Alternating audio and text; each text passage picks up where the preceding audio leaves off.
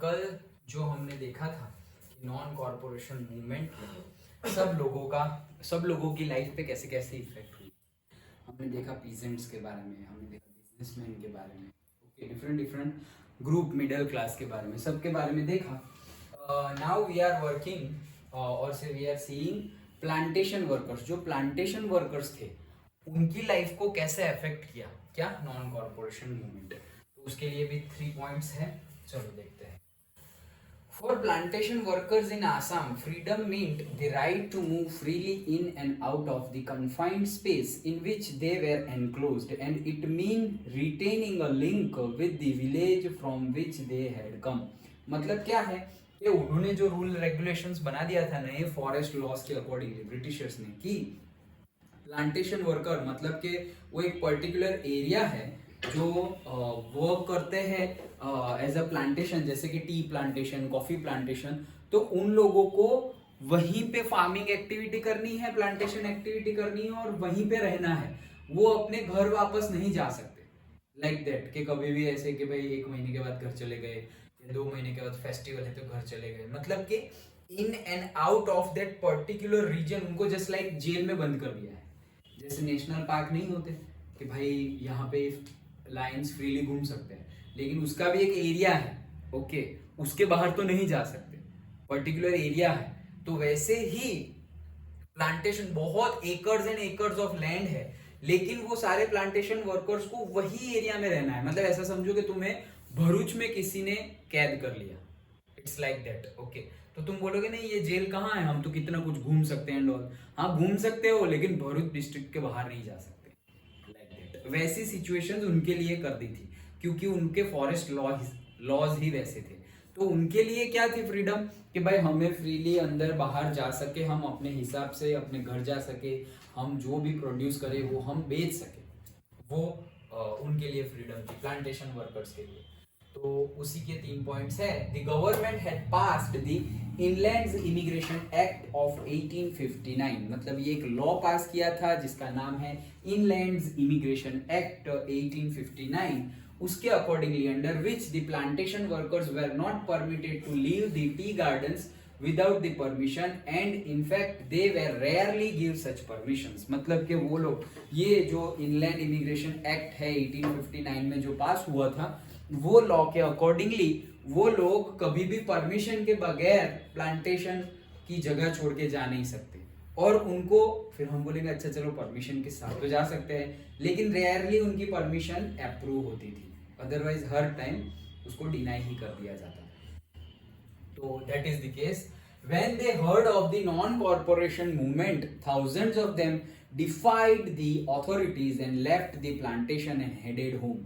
मतलब जब उन्होंने सुना ये non corporation movement Gandhi ji चला रहे हैं, तो वो लोग के अंदर भी जोश आ गया कि नहीं भाई अब तो हम भी ब्रिटिश के ये जो रूल है उसको फॉलो नहीं करेंगे, कोऑपरेशन नहीं करेंगे, और उन्होंने प्लांटेशन फील्ड ही छोड़ दी और सब लोग अपने घर जाने लगे, ओके।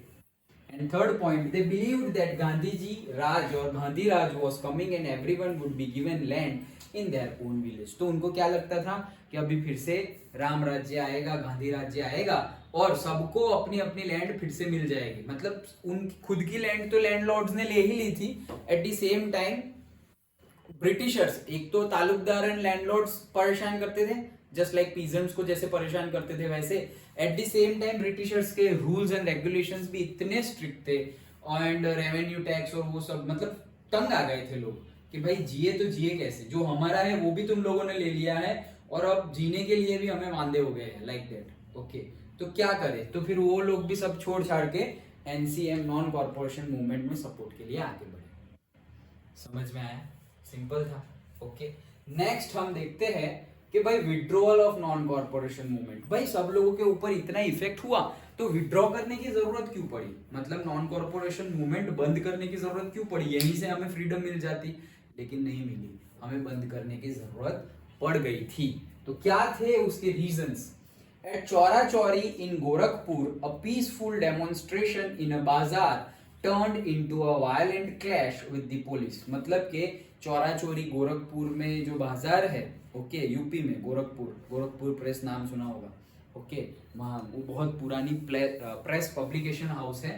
जो हमारे स्क्रिप्चर्स पब्लिश करती है, ओके, जो इंडियन स्क्रिप्चर्स है वो वहां से पब्लिश होते हैं, गोरखपुर प्रेस, सो उत्तर प्रदेश में। तो वहां पर लोग पीसफुल डेमोन्स्ट्रेशन कर रहे थे, मतलब कि प्रोटेस्ट तो कर रहे थे लेकिन नॉन वायलेंटली, पीसफुली बैठ के रास्ते पे बैठ गए, हम खाना नहीं खाएंगे, और सिर्फ नारे लगा रहे थे, कुछ वायलेंस नहीं कर रहे थे। लेकिन फिर भी पुलिस आए और उनको भड़काया और कुछ भी किया, तो एक क्लैश हो गई पुलिस के साथ और लोग वायलेंट हो गए। Hearing of the incident, Mahatma Gandhi called a halt to the non-corporation movement in February 1922 and started in 1921। वो तो हमने कल देखा ही था कि 1921, देखो कब प्रपोजल कब रखा गया था, आइडिया याद है? एनसीएम का प्रपोजल कब और कहां रखा गया था? सितंबर 1920 में। कहां पे? चेन्नई तो है ही नहीं, है ही नहीं एकदम। नागपुर सेशन में, ओके। सो नागपुर सेशन में भी नहीं, नागपुर सेशन में तो अप्रूव हुआ था सितंबर 1920 में प्रपोजल रखा था। देन आगे जाके जब तब तो कांग्रेस ने सपोर्ट नहीं किया था, फिर दिसंबर 1920 में नागपुर सेशन में वो क्या किया, अप्रूव किया। मतलब किसने अप्रूव किया? अप्रूव तो हो ही गया था लेकिन सपोर्ट मिला किसका? कांग्रेस का। और स्टार्ट कब हुआ था? जनवरी 1921 को एनसीएम स्टार्ट हुआ था और ये सब होता रहा, बहुत मतलब 1-1.5 साल चला। एंड फरवरी 1922 को वो क्या हो गया? कॉल्ड ऑफ हॉल्ट पे आ गया है, ओके, कि भाई अब एनसीएम खत्म करो। ऐसे क्यों ऐसा हुआ? इसके भी रीजंस है, जैसे कि मिडिल क्लास था तो वो सब लोग स्कूल जाना बंद कर दिए, कॉलेज जाना बंद कर दिए, लोगों ने, डॉक्टर ने, लॉयर ने अपनी प्रैक्टिसेस छोड़ दी। अभी करोगे क्या खाने के लिए? तुम लोगों ने छोड़ तो दिया, अभी स्कूल छोड़ दी, लेकिन तुम्हारे पास इंडियन स्कूल है, ओके। तुम लोगों ने कॉलेज बंद कर दी तो तुम्हारे पास इंडियन कॉलेजेस है। तुम सरकारी हॉस्पिटल में या फिर जो कोर्ट है वहां पे तुमने अपनी प्रैक्टिस छोड़ दी, लॉयर ने, ओके। तो अब क्या करोगे खाने के लिए? पैसे कहाँ से कमाओगे? तो फिर ये तो जोश जोश में छोड़ तो दिया कि हम नहीं करेंगे, नहीं करेंगे। 1 साल हो गए, अब खाने के वांदे हो गए, पैसे कहाँ से कमाएंगे, ओके। तो फिर लोगों ने धीरे धीरे वापस जाना शुरू कर दिया। देखो, पहला एक पॉइंट क्यों कॉल्ड ऑफ किया? पहला तो चौरा चौरी इंसिडेंट हुआ इसलिए क्योंकि वहां पे एक पीसफुल डेमोन्स्ट्रेशन क्या हो गया? हल्ला हो गया, दंगल हो गया, ओके, कि वायलेंट क्लैश में बदल गया।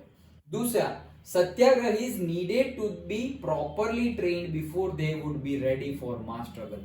भाई ये जो सत्याग्रही है उनको ट्रेन करना पड़ेगा, उनको बोलना पड़ेगा कि भाई ऐसा होगा, ऐसा होगा, पहले से बताना पड़ेगा कि भाई हमें शायद पकड़ के जेल में भी ले जाए, हमें डंडे भी खाने पड़े, लाठीचार्ज भी हो जाए, फिर तुम्हें पीसफुल, लेकिन फिर भी तुम्हें वायलेंट नहीं, तुम्हें एक डंडा मारा और तुम फिर भड़क गए और तू एक मार रहा है, ले मार रहे, तो वैसा हमें नहीं करना है, नहीं तो सब बंद करना पड़ेगा। वो सब पहले से बताना पड़ेगा और पहले से तुम्हें 10 लोगों को तो बताना नहीं है, ओके। पहले से तुम्हें 10 लोगों को तो बताना नहीं है, इतना पूरा इंडिया नॉन कॉर्पोरेशन मूवमेंट कर रहा है तो सबको कैसे ट्रेन करे? तो इसके लिए एक प्रॉपर प्लान्ड वे होना चाहिए कि भाई गांधी जी ने 100 मेंबर्स को सिलेक्ट किया है, वो 100 मेंबर्स दूसरे लोगों को टीच करेंगे, ट्रेन करेंगे, तब जाके सब लोग ऐसे डेमोन्स्ट्रेशन ऐसे आगे बढ़ेगा। लेकिन वो एक लॉन्ग जर्नी है, ऐसे नहीं कि एक ही दिन में सब कुछ हो गया। तो वही है कि उनको ट्रेन करना पड़ेगा। थर्ड, उन लोगों ने फॉरेन क्लोथ को, मतलब हम लोगों ने फॉरेन क्लोथ को बॉयकॉट किया, लिकर शॉप को पिकेट कर दिया, लेकिन फिर आगे क्या?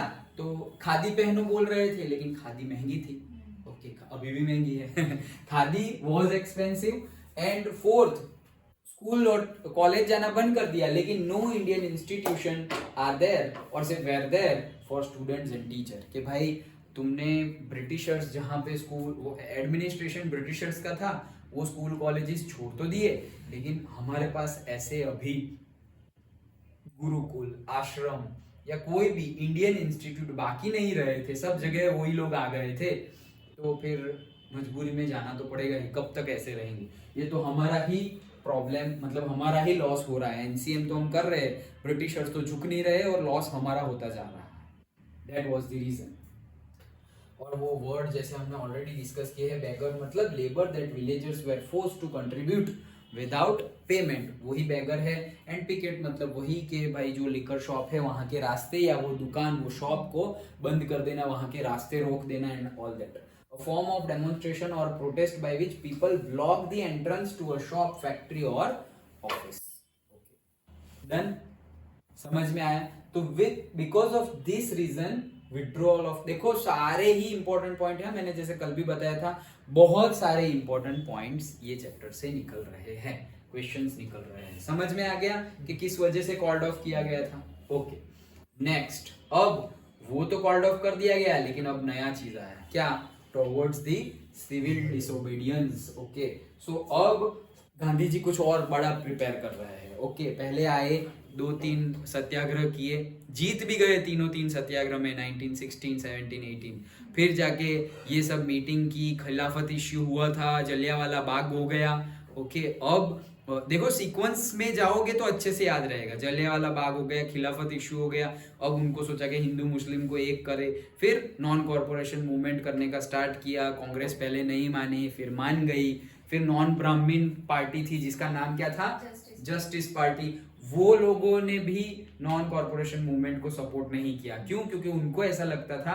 कि भाई नॉन कॉर्पोरेशन में तो हमें काउंसिल इलेक्शन को भी बॉयकॉट करना पड़ेगा, लेकिन उनको काउंसिल इलेक्शन लड़ना था क्योंकि उनको ऐसा लगता था कि अगर काउंसिल इलेक्शन में हम जीत गए तो हमें ज्यादा अथॉरिटीज मिलेगी compare to the Brahmans, Brahmans की कंपेयर में हमें ज्यादा पावर एंड अथॉरिटी मिल जाएगी।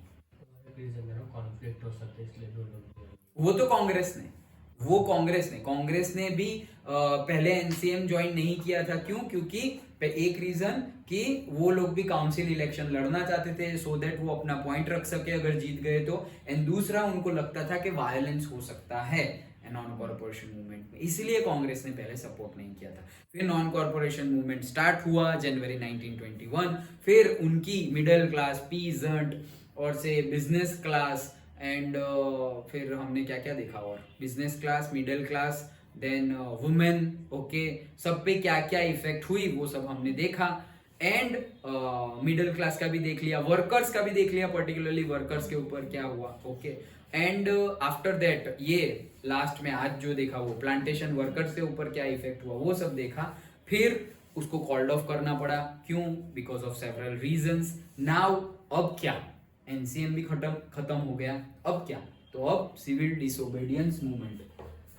सो देखते हैं government of India act of 1919 elections to the provincial council, मतलब ये जो इलेक्शन होने वाले थे ये भी एक एक्ट बनाया हुआ था गवर्नमेंट ऑफ इंडिया एक्ट 1919 कि भाई इलेक्शन होंगे और इलेक्शन के बेस पे मतलब मेंबर्स चूज होंगे, तो वो एक था। तो फिर सीआर दास एंड मोतीलाल जी नेहरू ने एक पार्टी बनाई थी जिसका नाम है स्वराज पार्टी। ओके किसने बनाई थी, एक मार्क में पूछा जा सकता है, CR Das and Motilal Nehru ने कौन सी पार्टी बनाई थी, स्वराज पार्टी बनाई थी। ओके क्यों बनाई थी, उसका ऑब्जेक्टिव क्या था पूछा जा सकता है। पहला, oppose the British policies with in the council, कि भाई अगर हमारी पार्टी है अगर काउंसिल इलेक्शन में जीत गई तो हम अपना पॉइंट ऑफ व्यू रख सकते हैं, अपना पॉइंट ऑफ व्यू रखेंगे तो ब्रिटिशर्स को सुनना पड़ेगा, तो वही है oppose the British policies with in the council. Next, argue for reforms. Okay मतलब हम जो रिफॉर्म्स जो ये गलत तरीके से, जैसे रॉलेट टैक्स ले आए हड़बड़ी में और इडली पास कर दिया था, फिर ये फॉरेस्ट एक्ट लेके आए हैं, इतने सारे ऐसे एक्ट लेके आए हैं जिसकी वजह से उनको ब्लाइंडली प्रॉफिट हो रहा है। ओके तो वो सब रिफॉर्म्स लाने पड़ेंगे, वो चीज है।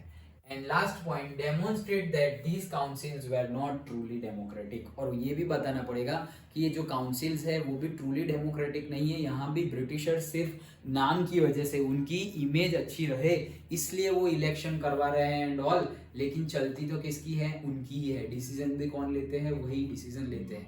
तो फिर इलेक्शन हो तो वो डिसीजन लेते हैं, मतलब क्या, वहां पर करप्शन हो रहा है, क्योंकि इलेक्शन हो रहा है, डेमोक्रेसी है, तो फिर होगा ही नहीं ऐसा कुछ, ब्रिटिशर्स की नहीं चलेगी, जो लोग बोलेंगे ज्यादातर उनकी चलेगी। फिर भी ऐसा हो रहा है, दैट मीन्स व्हाट, कहीं ना कहीं तो गोलमाल है, करप्शन है, तो वो सब चीजें बाहर सबको बतानी पड़ेगी। और उसी के लिए सीआर दास एंड मोतीलाल जी नेहरू ने एक पार्टी एस्टेब्लिश की, स्वराज पार्टी, और उसके वो पार्टी के अंडर में वो इलेक्शन लड़ने की प्रिपरेशन कर रहे थे।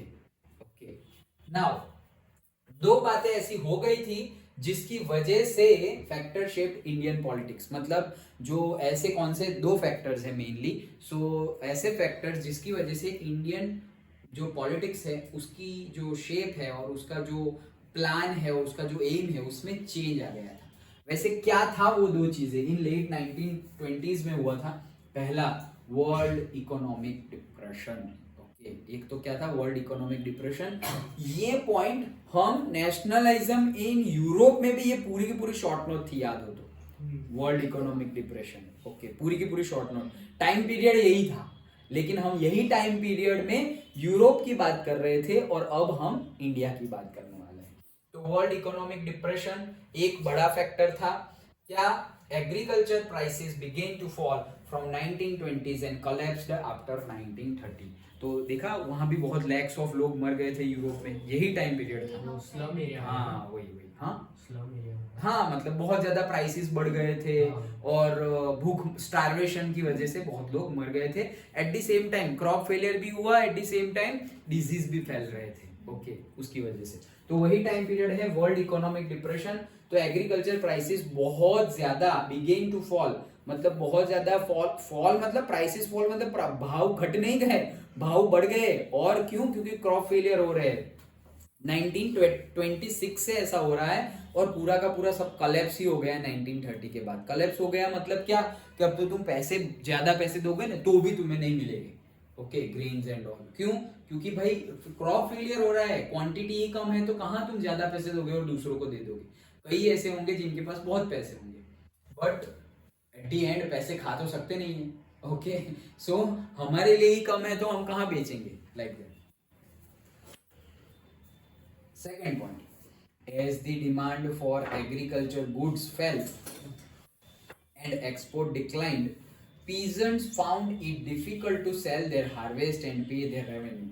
तो भाई एग्रीकल्चर गुड्स के जो रेवेन्यू है, ओके, एग्रीकल्चर गुड्स जो है उसको ज्यादा भाव नहीं मिल रहा था, मतलब प्राइसेस नहीं मिल रहे थे। क्यों? अचानक से उनका प्राइस भी डाउन हो गया था। ओके, सो देखो दो अलग अलग चीजें हैं। प्राइसेस फेल करना मतलब गुड्स और प्राइसेस थोड़ा कम रखना। तो गुड्स और प्राइसेस, गुड्स की प्राइसेस फेल होना मतलब क्या, एक तो कि क्वांटिटी कम है और उसकी प्राइस ज्यादा जाना, उसको भी इस तरह से ले सकते हैं। और दूसरा पॉइंट कि भाव इतना कम हो जाना कि हर कोई खरीद सके वैसे, लेकिन खरीद नहीं रहा है। क्यों? क्योंकि उनके पास ऑलरेडी इनफ अमाउंट में है। इन शॉर्ट, जो बेचना चाहता है उसकी बिकाऊ मतलब बेच नहीं सकता, वही है। Because of several reason. क्यों नहीं बेच सकता? मेनी रीजन आते हैं। ओके, तो वही चीज है कि एक्सपोर्ट भी डिक्लाइन हो गया। एक्सपोर्ट जो करते थे यहाँ के पीजेंट्स वो भी डिक्लाइन हो गया। So peasant found it difficult to sell their harvest and pay their revenue. तो अब उनका हार्वेस्ट बेचना ही डिफिकल्ट हो गया और वो डिफिकल्ट हो गया तो रेवेन्यू टैक्स कैसे देंगे। Okay, then by 1930s the countryside was in turmoil। तो 1930 आते आते, लेट 20s बोला था ना, इसलिए 1930s आते आते बहुत ज्यादा कंट्री में टर्मोइल मतलब टेंशन एंड कंफ्यूजन जैसे सिचुएशंस हो गई थी। ये था हमारा पहला पॉइंट। कौन सा? कि दो फैक्टर्स ऐसे जिसने इंडियन पॉलिटिक्स को शेप कर दिया, तो उसका ये पहला पॉइंट था।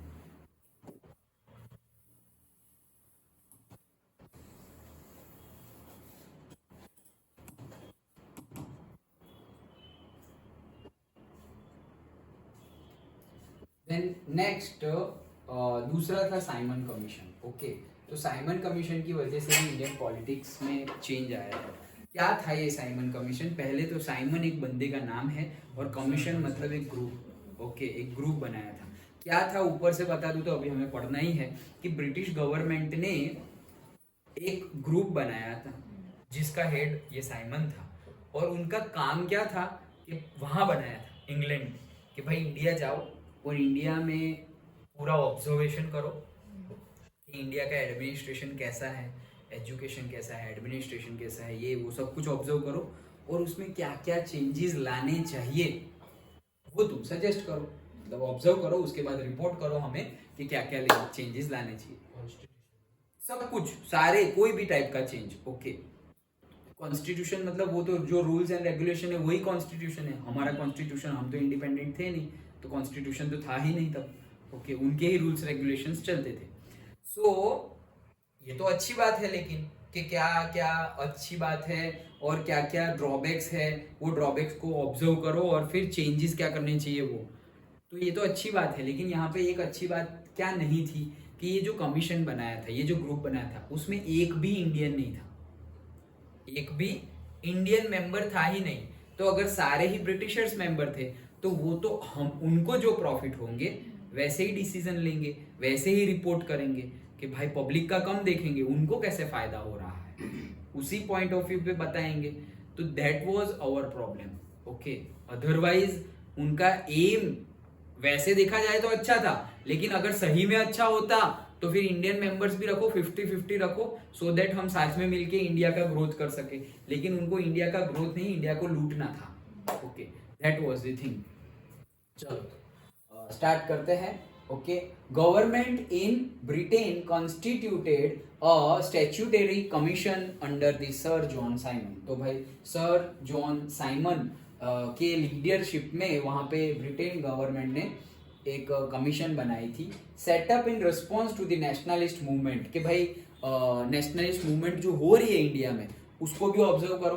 The commission was to look into the functioning of the constitutional system in India and suggest changes. कि भाई जो भी कॉन्स्टिट्यूशनल, जो भी लॉज एंड सब कुछ है, जो ब्रिटिश ही रूल कर रही है वहां पर, तो लेकिन इंडिया में मतलब, बट जो भी रूल्स रेगुलेशंस है, जो कॉन्स्टिट्यूशन वहां फॉलो होता है एट दैट टाइम, ओके, वो सब कुछ ऑब्जर्व करो, उसमें क्या चेंजेस लाने चाहिए वो सब देखो। यहाँ पर बहुत सारी चीज़ें हो सकती है। सोचो कि वर्ल्ड लीडर्स में सपोज ब्रिटिश बहुत अच्छा इमेज रख रहा है और वो बोल रहा है कि हम इंडिया को ये डेवलप किया, इंडिया में हमने ट्रेन स्टार्ट कर दी, ब्रिजेस बनाए, एजुकेशन सिस्टम को अप ले गए, ये वो, तो वो अपनी इमेज अच्छी रख रहा है, लेकिन एट द सेम टाइम लूट भी रहा है। ओके, और ऐसा भी हो सकता है कि वहां जो थे उनको ऐसा लग रहा है कि वो इंडिया को अच्छा बना रहे हैं, लेकिन एक्चुअली जो ब्रिटिशर्स इंडिया में थे वो लूट रहे हैं, वो अच्छा नहीं बना रहे। तो बहुत सारी सिचुएशंस थी, तो उसी के बारे में है ये पूरा।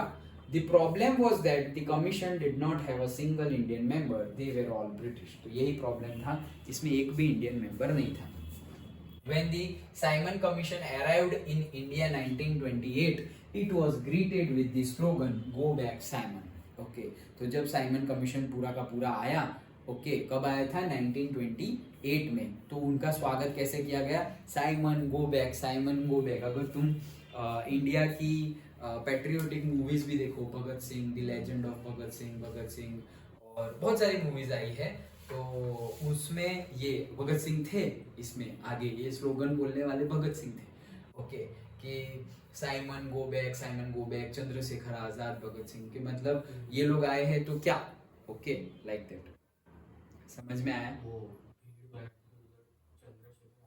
चंद्रशेखर आजाद नॉट भगत सिंह, नहीं सॉरी, भगत सिंह नहीं, चंद्रशेखर आजाद उस टाइम पे थे, क्योंकि हाँ, वो मतलब पकड़ के भी ले गए थे, जो लोग ऐसा नारा लगा रहे थे सबको पकड़ पकड़ के भी ले गए थे। लेकिन जैसे मैंने बताया कि ये बात कब की है? 1928 की है। ओके, और उस टाइम तक तो बहुत ज़्यादा कुछ हो गया था इंडिया में। ओके, मतलब बहुत ज़्यादा मूवमेंट हो गई थी, मतलब जो मेन मूवमेंट थी भगत सिंह की, वो उस टाइम तक तो खत्म हो गई थी। ओके, लाइक दैट, मतलब उनको पकड़ लिया जाता था एंड ऑल, सब कुछ हो गया था। So all parties including the Congress and the Muslim league participated in the demonstration. तो ये डेमोन्स्ट्रेशन जो था उसमें सारी पार्टीज ही सपोर्ट कर रही थी, कांग्रेस भी और मुस्लिम लीग भी। ओके, मुस्लिम लीग एक अलग ही थी, वो कांग्रेस के साथ, गांधी जी के साथ, किसी के भी साथ नहीं थी। मुस्लिम लीग अलग ही थी, मतलब उनके लीडर, जैसे अभी पार्टीशन के टाइम पे जो जिन्ना थे, जो ग्रुप मोहम्मद अली जिन्ना, जिनका फोटोग्राफ है पाकिस्तान के पैसों पे अभी आज की डेट में, जैसे हमारे पैसों पे गांधी जी है, वैसे उनके नोट्स पे कौन है? जिन्ना है, मोहम्मद अली जिन्ना। उनका ही ये मोटो था, उनकी ही ये इच्छा थी कि जब इंडिया इंडिपेंडेंस हो तो एक अलग नेशन बनाया जाए रिलीजियन के बेस पर। ओके, तो पता नहीं यहाँ क्यों फंस गए हमारे इंडियन पॉलिटिशियंस, बट ऐसा हो गया। अदरवाइज रिलीजन के बेस पर एक अलग नेशन बनाने की जरूरत कुछ थी नहीं।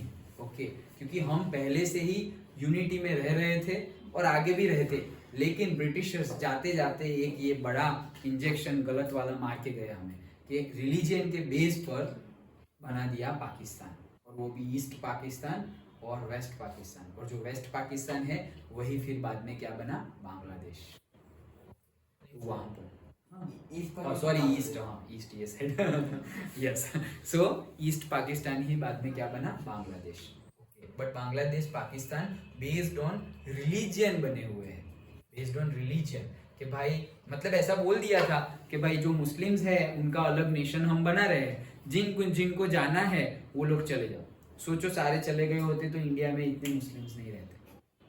आज की डेट में भी जितने पाकिस्तान और बांग्लादेश में मिलके मुस्लिम्स है ना, उससे ज्यादा मुस्लिम्स इंडिया में है, उससे ज्यादा मुस्लिम्स इंडिया में है।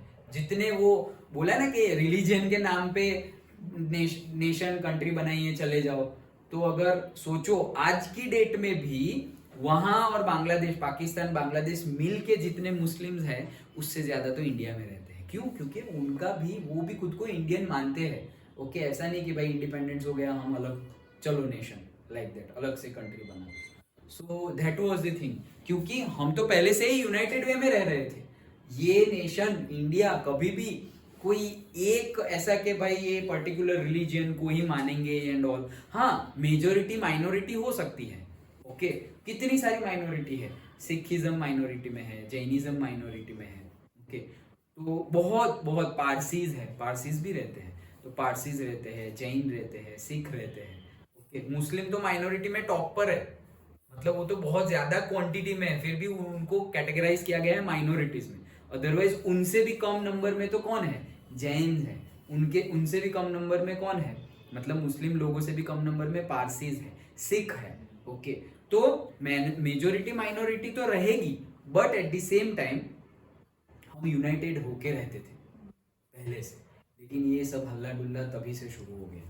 Okay, so in an effort to win them over, the Viceroy Lord Irwin announced in October 1929 a vague offer of dominion status for India in unspecified future and a round table conference to discuss a future constitution। मतलब कहना क्या चाहते हैं कि इसके बाद जब ऐसे स्लोगन हुए एंड ऑल, तो उनको डर लग गया कि भाई ये इंडियन तो अभी जाग गए लग रहा है। ओके, तो उन्होंने कई रिलैक्सेशन दिए, मतलब ये जो मीटिंग्स की, round table discussion and all, कि भाई इंडिया के फ्यूचर के लिए बहुत ज़्यादा मीटिंग्स की एंड ऑल, और जो भी टैक्सेस थे उसमें थोड़ी बहुत छूट दे दी। ओके, कि भाई अब तो ये लोग जाग गए हैं, मतलब ऐसे प्रोटेस्ट कर रहे हैं एंड ऑल, तो क्या किया लॉर्ड इरविन, वाइसरॉय, सब ने मिलके क्या किया कि भाई हाँ ये लोगों की जो जो डिमांड है ना, वो डिमांड थोड़ी थोड़ी फुलफिल कर दो, नहीं तो ये लोग हमें अभी भगा देंगे लाइक दैट। अब जाग गए हैं तो जो जो डिमांड थी वो पूरी तो नहीं, लेकिन पार्शियली फुलफिल करने लगे कि भाई रेवेन्यू टैक्स थोड़ा बहुत कम कर दिया, ट्रेड बैरियर्स थोड़े थोड़े हटा दिए, सब कुछ, लेकिन पूरा नहीं, पार्शियली धीरे धीरे हटा दिए। सो दैट उनका एम क्या था कि अगर थोड़ा बहुत ऐसा कर दिया तो पब्लिक क्या हो जाएगी, शांत हो जाएगी, और मतलब ऐसे कि लॉलीपॉप दे दिया। ओके, लेकिन पब्लिक को अब लॉलीपॉप नहीं चाहिए, पब्लिक को तो अभी 5 स्टार होटल में ही खाना खाना है। ओके, तो इसीलिए ये सब तो किया, लेकिन अब इंडियन पब्लिक रुकने वाली नहीं है। इसीलिए देखो 1929 में उन लोगों ने, मतलब ये वाइसरॉय और सब लोग ने मिलके अक्टूबर 1929 में ये बोला, और दिसंबर में तो जवाहरलाल नेहरू ने बोल दिया कि अभी ये सारे छोटे मोटे लॉलीपॉप नहीं चाहिए हमें पूर्ण स्वराज चाहिए, टोटल इंडिपेंडेंस। और आज जो हम रिपब्लिक डे मना रहे हैं 26 जनवरी को, उन्होंने 1930 में रिपब्लिक डे मना दिया था 26 जनवरी को। हमारे जवाहरलाल नेहरू और सबने मिलके 1930s में ही रिपब्लिक डे मना दिया था 26 जनवरी 1930 को, कि भाई अब तो हमें क्या चाहिए, पूर्ण स्वराज चाहिए। ओके, और सेलिब्रेट कर दिया कि आज से ही हमारा Republic day like that. So in December 1929, under the presidency of Jawaharlal Nehru, the Lahore Congress formalized the demand of Purna Swaraj और fulfill the independence of for India। मतलब पूर्ण स्वराज के लिए डिमांड हो गई थी दिसंबर 1929 में। It was declared that 26 January 1930 would be celebrated as the Independence Day when people were to take a pledge to struggle for complete independence. तो दिसंबर में डिसाइड हो गया कि भाई 1930 26 जनवरी जो नेक्स्ट मंथ आने वाली है उस दिन पूरा इंडिया सारे के सारे लोग ये प्लेज लेंगे, ये प्रतिज्ञा लेंगे कि अब हमें टोटल इंडिपेंडेंस ही चाहिए और हम सेलिब्रेट करेंगे एट दैट वो दिन को हम रिपब्लिक डे की तरह सेलिब्रेट करेंगे। अंडरस्टूड? ओके, समझ में आ रहा है ना? सो ये हुआ था। तो अब ये हो गया है ना, देखो एनसीएम कॉल्ड ऑफ हो गया। एनसीएम कॉल्ड ऑफ होने के बाद बहुत कुछ हो गया। अब साइमन कमीशन आया, साइमन कमीशन आया और साइमन कमीशन गो बैक और ये हल्ला देख के वो लोग डर गए तो छोटा मोटा फ्यूचर की बात करने लगे और टैक्सेस और वो थोड़ा बहुत कम कर दिया। लेकिन अब public at the same time हमारी पार्टी मतलब सारे कोई लोग ओके जितने भी हम पूरे मतलब सारे लीडर्स ही फुल फोर्स में अब एक्टिव हो गए हैं। तो नेक्स्ट पॉइंट है हमारा कि भाई Mahatma Gandhi found salt a powerful symbol that could unite the nation. तो गांधी जी एनसीएम जब कॉल्ड ऑफ हुई फिर थोड़ी देर के लिए शांत हो गए थे। अब गांधी जी ने वापस दूसरा स्टार्ट किया है टुवर्ड्स सिविल डिसोबीडियंस मान जाने वाले हैं ना हम। अभी सिविल डिसोबीडियंस तो आया ही नहीं है, ओके एनसीएम ही आया है और वो कॉल्ड ऑफ हो गया। अब क्या हो रहा है कि महात्मा गांधी को लगा कि सॉल्ट एक पावरफुल हथियार है। क्यों? क्योंकि भाई पूरा भारत सॉल्ट खाता है और इन लोगों ने सॉल्ट पे भी टैक्स रखा हुआ है। मतलब पूरा भारत सॉल्ट खाता है और इन्होंने सॉल्ट बनाने पे भी टैक्स रखा हुआ है और सॉल्ट भी इतना महंगा मिलता है। भाई ये तो हो गया कि भाई समंदर के पानी को तुम बॉईल कर दो तो सॉल्ट मिल गया तुम्हें, ओके तो क्यों इतना महंगा और क्यों इतने टैक्सेस है? तो बात छोटी है लेकिन बहुत बड़ी है। ओके सॉल्ट पे क्या है यार, लेकिन सॉल्ट भाई रोज उसके बगैर खाना नहीं बनता। ओके सो इस पे टैक्स नहीं होना चाहिए, ये तो इट्स लाइक अ नेसेसिटी। तो फिर महात्मा गांधी ने अल्टीमेटम दे दिया किसको? लॉर्ड इरविन को। ये मेरी 11 डिमांड है, ओके और 11 डिमांड में सबसे मेन डिमांड कौन सी थी? सॉल्ट के ऊपर का टैक्स एंड ऑल सब कुछ खत्म करो और अगर नहीं किया तो मैं सिविल डिसोबीडियंस मूवमेंट स्टार्ट कर दूंगा। तो ब्रिटिशर्स ने हल्के में लिया, नहीं करते, जा जो करना है कर लो। तो फिर सही में गांधी जी ने सिविल डिसोबीडियंस मूवमेंट स्टार्ट कर दिया। वो भी कब स्टार्ट किया? पहले डांडी मार्च किया, सॉल्ट मार्च किया और उसके बाद सिविल डिसोबीडियंस मूवमेंट स्टार्ट कर दिया। तो देखते हैं ऑन 31st of January 1930, देखो 26 जनवरी को रिपब्लिक डे मनाने के बाद he sent a letter to Viceroy Irwin, okay, stating 11 demands. Some of these were of general interest, थोड़ी बहुत तो जनरल इंटरेस्ट की ही थी, others were हाँ ये 11 जो डिमांड्स है वो दी नहीं है ना टैक्स में? नहीं मेन डिमांड ये है सॉल्ट वाली ये, okay so others were specific demands of different classes from industrialized to the peasants। मतलब कि बहुत ज्यादा डिमांड है इंडस्ट्रियलाइजेशन के लिए, जो इंडस्ट्रियलिस्ट है उनकी भी डिमांड है, पीजेंट्स की भी डिमांड है, सब लोगों की डिमांड रखी हुई है। लेकिन मेन डिमांड कौन सी थी? सॉल्ट वाली, okay The idea was to make the demands wide ranging so that all classes within the Indian society could identify with them and everyone could be brought together in a united campaign। मतलब देखो उन्होंने सबके लिए demand रखी हुई है कि भाई बिजनेस क्लास की ये डिमांड है तो वो भी उन्होंने अपनी डिमांड के तौर पे रखी। भाई वर्किंग क्लास है, मिडिल क्लास है, उनके लिए अलग डिमांड है, ओके पीजेंट्स है उनकी अलग डिमांड। जो भी हमने वो factors affecting by the NCM पढ़ा ना, उसमें जो भी हमने टॉपिक पढ़े वो सारे को मतलब ले लिया एक ही ग्रुप में कि भाई देखो एक मैंने ले लिया कि जैसे कि भाई बिजनेसमैन की ये डिमांड है, ओके तो अब ये डिमांड ले लिया मतलब बिजनेसमैन गांधी जी के साथ आ जाएंगे। फिर मिडिल क्लास की ये डिमांड है तो मिडिल क्लास भी गांधी जी के साथ आ जाएगा। समझ में आ रहा है? ओके पॉलिटिक्स ऐसे ही रहा। जैसे कि अभी मोदी जी अभी 2 बार तो जीत गए हैं, तो 2 बार जीत गए तो उनके एजेंडा क्या थे कि भाई इन लोगों को खुश करना है, सपोज पर्टिकुलर रिलीजन के लोगों को खुश करना है तो उनके लिए उनके जो एजेंडाज है उनमें एक एजेंडा ये भी है, ओके फिर पर्टिकुलर दूसरे रिलीजन जो है, मेन 2 रिलीजन अगर हम बोले हिंदू है तो हिंदू के लिए भाई बोल दिया कि राम मंदिर बनाएंगे, तो एजेंडा में बोल दिया। मुस्लिम्स है, मुस्लिम को बोला भाई ट्रिपल तलाक हटा देंगे, ओके तो वो भी एजेंडा में रख दिया। अब जो हिंदू मुस्लिम में नहीं मानते, हमारे जैसे एजुकेटेड पीपल, उनके लिए बोल दिया कि भाई सबसे अच्छी एजुकेशनल कॉलेजेस एंड स्कूल्स बनेगी, स्टूडेंट लोन फ्री हो जाएगी, इंटरेस्ट कम लगेगा या 0% लगेगा। मतलब एजुकेटेड के लिए भी एक एजेंडा रख दिया। अब एजुकेशन नहीं है, हिंदू मुस्लिम में भी नहीं मान रहे हैं, ओके, मतलब ऐसे झगड़ नहीं रहे हैं, और एजुकेटेड भी नहीं है, गरीब लोग, तो उनके लिए भाई तुम लोगों को राशन पहले 5 रुपए में मिलता था, अब 3 रुपए में मिलेगा, लो हमें वोट दो, लाइक दैट, ओके। सबको पकड़ पकड़ के सारी एजेंडास बनाई हुई है कि अगर हम जीत गए तो अगर तुमने हमें वोट दिया तो हम ये सब चीजें करेंगे। भाई बहुत ज्यादा पढ़े लिखे हैं, भाई तुम्हारे लिए हम बुलेट ट्रेन लेके आएंगे।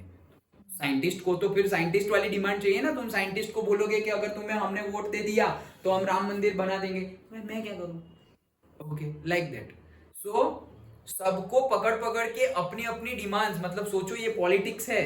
गांधी जी ने जो अपनाया था वो देखो, गांधी जी को कितना डिटेल में स्टडी किया होगा उन्होंने, ओके, कि सबकी डिमांड ले ली, और बार बार जीतते क्यों है पता है, डिमांड्स फुलफिल होती है इसलिए, ओके। भाई टेररिज्म को यहाँ से हटा देंगे, तो भाई देखो एयर स्ट्राइक कर दी थी, ओके, जब टेररिस्ट अटैक हुआ था पुलवामा में, जम्मू कश्मीर में, तो एयर स्ट्राइक कर दी थी हमने, पूरी अटैक मूवी भी देखा होगा शायद तुमने। सो टेररिज्म के लिए हम जवाब दे रहे हैं, ओके। राम मंदिर बन गया, आर्टिकल 370 हटा दिया, और ट्रिपल तलाक हटा दिया, ओके। बहुत कुछ, मतलब भाई इसरो ने इतने झंडे गाड़ दिए, मून पे चले गए, मंगल पे सैटेलाइट भेज दिया, सन को भी ऑब्जर्व कर रहे हैं, ओके। जो भी गवर्नमेंट ऑर्गेनाइजेशन है सब जगह झंडे ही गाड़ रहे हैं, ओके। इंडियन रेलवेज एकदम आगे बढ़ रही है, फुल जोश में आगे बढ़ रही है इंडियन रेलवेज, बुलेट ट्रेन आ गई है। तो जितने भी टॉपिक्स है सबको पकड़ लिया है। ऐसा नहीं, अगर तुम बोल दोगे कि भाई मैं हिंदुओं का नेता हूं, तुम्हारे लिए ये करूंगा ये करूंगा ये करूंगा, तो भाई दलित तुम्हें वोट नहीं देंगे, भाई मुस्लिम्स तुम्हें वोट नहीं देंगे, भाई जो पढ़े लिखे लोग हैं वो हिंदू ऐसे रिलीजन में ऊपर बेस नहीं करेंगे। तो हमें तो भाई प्रॉपर स्टेटमेंट चाहिए कि तुम अगर जीत गए तो करोगे क्या, ओके। तो ये सब एनालिसिस करके एजेंडा रखते हैं। जो सही में जीतने के लिए खेलते हैं ना, या जीतने के लिए मतलब उनका एम होता है ना कि ये इलेक्शन तो जीतना ही है, तो एजेंडा भी ऐसे रखने चाहिए, ओके। अब वो एजेंडा तुम 100% पूरे करो या 75% पूरे करो, लेकिन तुम पहली बात तुमने एजेंडा रखा, दूसरी बात तुमने वो स्टार्ट भी कर दिया, और अगर स्टार्ट किया और 50% से ज्यादा फुलफिल कर दिया तो पब्लिक को फेथ होता है यार कि हाँ भाई इसने जो बोला था करके दिखाया, तब जाके इलेक्शन जीतते हैं। तो पॉलिटिक्स बहुत डीप टॉपिक है, बहुत डीप, ओके। उसको जो अच्छे से स्टडी करता है, ओके, वही आगे बढ़ता है। लीडर्स की बात करें, ओके, तो सबकी डिमांड रखी थी, सबकी डिमांड रखी, इसीलिए क्या हुआ कि सबको एक साथ मिल रहा है। देखो यूनाइटेड कैंपेन मतलब सब लोग एक साथ मिलके गांधी जी के साथ लड़ रहे हैं। पीजेंट भी आ गए, बिजनेसमैन भी आ गए, वर्कर भी आ गए, वुमेन भी आ गए, मिडिल क्लास भी आ गया, अनएजुकेटेड भी आ गए, सब लोग आ गए, हिंदू भी आ गए, मुस्लिम्स भी आ गए, सब लोग मिलकर लड़ रहे हैं, ओके। तो दैट इज द थिंग, ये होता है माइंडसेट कि अगर सब लोग एक साथ मिलकर लड़े तो फिर झुकना ही पड़ेगा सामने वाले को। And third point, the most stirring of all was the demand to abolish the salt tax। मतलब सबसे important जो डिमांड थी वो थी कि भाई सॉल्ट टैक्स एबोलिश कर दो, खत्म कर दो, अब टैक्स नहीं भरेंगे। Salt was something consumed by the rich and the poor alike. मतलब भाई ये तो रिच लोग भी कंज्यूम करते हैं, पुअर भी कंज्यूम करते हैं, और सबको ही कंज्यूम करता है। And it was one of the most essential items of food. तो ये तो most essential items of food है, ओके। तो जैसे कि तुम इस पे बहुत ज्यादा टैक्स लगा दो तो it is not good, okay. जैसे कि भाई मिल्क, तो मिल्क मोस्ट एसेंशियल फूड में आता है। क्यों? क्योंकि भाई तुम चाय ना पियोगे तो दूध पियोगे, दूध नहीं पियोगे तो दही खाओगे, बटर मिल्क, पनीर, कुछ तो खाओगे, ओके। या फिर वेगन बनना पड़ेगा, okay. So it is like बहुत ही ज्यादा नेसेसिटी वाला फूड है, तो उसके ऊपर तुम ज्यादा टैक्स रख सकते नहीं। तो ये सारी डिमांड थी, और जैसे मैंने बताया कि हल्के में ले लिया गांधी जी को, तो गांधी जी ने बोला ठीक है, एज यू विश, तो हम स्टार्ट करते हैं फिर। तो नेक्स्ट पॉइंट आता है 5 मार्क के लिए इंपॉर्टेंट टॉपिक, द डांडी मार्च और द सॉल्ट मार्च। हाँ, तो क्या किया फिर गांधी जी ने? गांधी 5 पॉइंट लिखना, पूरे 5 मार्क्स मिल जाएंगे, very easy. Mahatma Gandhi started his famous salt march accompanied by 78 of his trusted volunteers। तो गांधी जी ने अपने 78 मेंबर्स के साथ और जो वॉलंटियर्स हैं उनके साथ सॉल्ट मार्च शुरू की। ओके, और रास्ता यही है, तुम जा सकते हो। ओके, भरूच अंकलेश्वर से गुजरता ही है। डांडी सॉल्ट मार्च, जहाँ डांडी है वो डांडी गांव का नाम है। ओके, और वो तुम ये हासोट रोड, अंकलेश्वर से हासोट रोड पे जाओगे ना, तो वही है डांडी मार्च। अगर तुम हासोट रोड पे गए तो वहां पे ऐसा बड़े बड़े बोर्ड लगाए हुए हैं कि this is the Dandi route. Okay, Dandi march. Ankleshwar से हाईवे से गए सूरत तो नहीं दिखेगा, लेकिन अंकलेश्वर से हासोट होकर अगर सूरत गए पीछे के रास्ते से, ओके, तो वहां पे तुम्हें ये रूट देखने को मिलेगा। आज की डेट में भी वहां बोर्ड्स लगे हुए हैं। लोग, डांडी गांव का नाम है। तो साबरमती आश्रम गांधीनगर से लेकर के वहां तक, डांडी तक वो चल के जाने वाले थे। ओके, चल के, हाँ, और अप्रोक्सीमेटली 240 माइल्स है, 240 माइल्स। ओके, और उन्होंने 10 दिन में काट दिया था। 10 दिन में 240 माइल्स मतलब एक दिन के 24 माइल्स। ये छोटा नंबर नहीं है, 24 माइल्स एक दिन के। ओके, और कंटिन्यूअसली, ऐसा नहीं कि आज 100 कर दिए, ओके, 100 कर दिए और अब थोड़ा रेस्ट ले लेते हैं, एक वीक के बाद जाएंगे। It's not like that, continuously, marathon जैसे। ओके, रात को सिर्फ आराम कर लो और फिर वापस जाना है, और जहां जाओ वहां पे भाषण देते जाना है। ओके, कि भाई साबरमती से आ गए हैं तुम, नडियाद आ गए हैं, ओके, भाषण। फिर आनंद आए हैं, वहां पे भी भाषण। फिर वडोदरा आए हैं, वहां पे भी भाषण। फिर पालेज आए, नबीपुर आए, भरूच आए, अंकलेश्वर आए, सब जगह भाषण देते देते जा रहे हैं। तो और गांधी जी इतने फेमस थे, सब लोग उनको पूरा घर बार छोड़कर, सब काम धाम छोड़कर सब लोग जा रहे हैं। क्यों? गांधी जी आ रहे हैं। जैसे कि मोदी जी ने 2014 में जितनी कंटिन्यूअस रैली की थी ना, तो लोग मतलब बहुत ज़्यादा सुनने जा रहे थे, बहुत ज़्यादा। ओके, तो वैसे गांधी जी जहाँ जाते हैं वहाँ पे ऐसा भाषण देते हैं कि लोग जुड़ जाते हैं, उनके साथ फीलिंग जुड़ जाती है। ओके, और तो सब लोग उनको सुनने जाते थे। तो वही चीज़ है। Okay, the march was started. March was over 240 miles. 240 miles की थी approximately from Gandhiji's ashram Sabarmati to the Gujarat coastal town of Dandi. तो जो coastal town है वहाँ तक। The volunteers walked for 24 days, about 10 miles a day. Approximately 10 miles a day. तो 24 days के 240 miles हो गए। Thousands came, मैं एक दिन का 24 माइल्स बोला था शायद, यस। ओके, सो 24 दिन चले थे, 10 दिन नहीं। ओके, उल्टा हो गया। ओके, सो 24 दिन चले थे, 10 दिन नहीं, तो इसीलिए 24 माइल्स नहीं, 10 miles a day. But 10 miles a day is also a good number. Okay, thousands came to hear Mahatma Gandhi wherever he stopped। Okay, मतलब जहां पर भी रुकते थे तो हजारों लोग उनको सुनने के लिए आते थे। And he told them what he meant by Swaraj and urged them to peacefully defy the British। Okay, मतलब कि जहां भी जाते थे, जहां भी, तो वो बताते थे कि भाई हमने जो बोला है पूर्ण स्वराज, स्वराज एक्चुअली है क्या, वो लोगों को समझाते थे। ओके, जो आज की डेट में भी हम बोलते हैं कि भाई अंग्रेज, कभी कभी ऐसा लगता है कि अंग्रेज वाला जो रूल था, ब्रिटिशर्स का रूल था, वो अच्छा था। ओके, क्यों? क्योंकि कभी कभी ऐसे पर्टिकुलर विलेज में और पर्टिकुलर स्टेट में ऐसे पॉलिटिशियंस आ जाते हैं कि बहुत ही मतलब करप्शन में घुस जाते हैं वो, एंड वो उससे अच्छा तो फिर हम बोलेंगे इससे अच्छा तो ब्रिटिशर्स थे, लाइक दैट।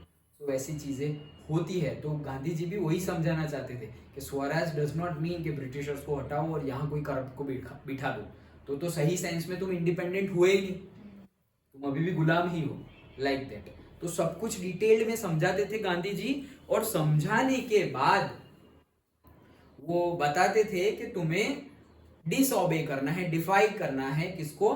ब्रिटिशर्स को। मतलब अब वो प्रिपेयर कर रहे थे। देखो, इससे पहले जो हमने देखा कि नॉन कॉर्पोरेशन सक्सेसफुल हो जाता, क्यों, कैसे होता? अगर सही प्लान होता और सही पब्लिक को ट्रेन किया जाता तो सक्सेसफुल होता। तो अब पहले से ही जहां जहां जा रहे हैं सबको ट्रेन कर रहे हैं, सब बता रहे हैं। Okay, and last on the 6th of April 1930, 1930 को वो ही रीच द डांडी रीच हो गए and ceremonially violated the law manufacturing salt by boiling the sea water. मतलब कि उन्होंने रूल ही था कि कोई भी ऐसे सी वाटर को बॉईल करके नमक नहीं बना सकता, तो उन्होंने ये रूल तोड़ा और नमक बना दिया। तो दैट मीन्स कि अगर वो लोग नहीं माने उनकी डिमांड और ब्रिटिशर्स नहीं माने तो फिर उन्होंने किया कि अच्छा ठीक है हम लॉ तोड़ेंगे, और खुद लॉ तोड़ा इतना नहीं है, लोगों को भी एनकरेज किया कि अब बहुत हो गया।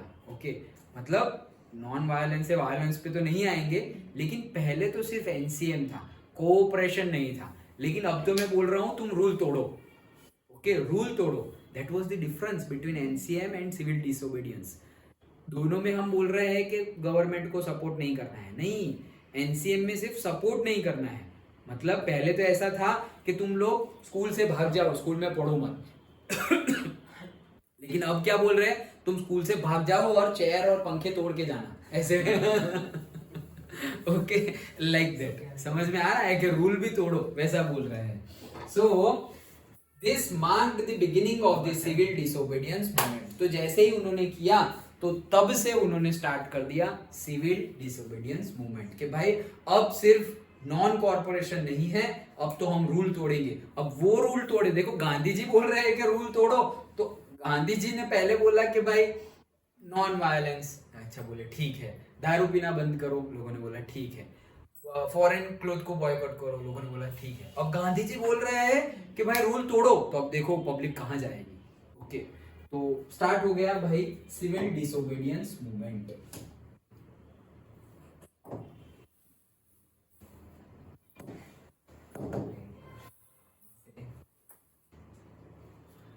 सिविल डिसोबीडियंस मूवमेंट, ये भी इंपॉर्टेंट क्वेश्चन है। What is the difference between NCM and civil disobedience movement? दोनों में डिफरेंस क्या है? 3 मार्क में पूछा जा सकता है या 5 मार्क में भी पूछा जा सकता है। तो पहला point, people were now asked not only to refuse the cooperation, मतलब अब तो सिर्फ कोऑपरेशन नहीं करो ऐसा नहीं, with the British as they had done in 1921-22। मतलब 21-22 में सिर्फ क्या बोला था कि कॉर्पोरेशन करना बंद कर दो, लेकिन अब but also to break the colonial laws, कि भाई अब तुम कॉलोनियल लॉज तोड़ दो। तुम्हें बोला है कि फॉरेस्ट में जाना नहीं है, जाओ। तुम्हें बोला है कि ग्रेजिंग एक्टिविटी नहीं करनी है, जाओ, भेड़ बकरी लेके चले जाओ जंगल में, ओके, देखा जाएगा जो होगा वो, लाइक दैट। तो अब तो रूल तोड़ने को बोल दिया है, सारे ही rule. Thousands of in different parts of the country broke the salt law। तो भाई सब बहुत सारे लोगों ने सॉल्ट, देखो अच्छे से सुनो, हाँ, यहीं पे जैसे मैं बता रहा हूँ कि अगर तुम ध्यान दे के समझोगे सुनोगे तो यहीं पे ये सब लर्न हो जाएगा, तुम्हें अलग से टाइम घर पे स्पेंड नहीं करना पड़ेगा। और अदरवाइज तुम सिर्फ सुन रहे हो कि हाँ हाँ हाँ समझ में आ रहा है, नॉट ओनली समझ में आ रहा है, यहीं पे याद रह जाए ऐसा ट्राई करो। ओके, कि 5 पॉइंट हो तो 5 में से मिनिमम 3 और मैक्सिमम 5 याद रह जाए तुम्हें। तो होगा क्या कि घर पर तुम पढ़ने तो वाले ही हो, बट घर पर जब पढ़ोगे तो एज ए रिवीजन टाइप पढ़ोगे। ओके, और जो टाइम तुम्हारा सपोज पूरा चैप्टर पढ़ने में सपोज 5 घंटे जाने वाले हैं, तो वो 2 ही घंटे में तुम्हारा चैप्टर कंप्लीट हो जाएगा। ओके, कब? जब तुम वैसे इंटरेस्टिंगली और पूरा अटेंटिव होके पढ़ोगे तब। अदरवाइज तो फिर 5 या 10 घंटे में भी चैप्टर शायद खत्म हो। Okay, it's all up to us कि हम कितना कॉन्सेंट्रेट होके कोई भी एक्टिविटी करते हैं।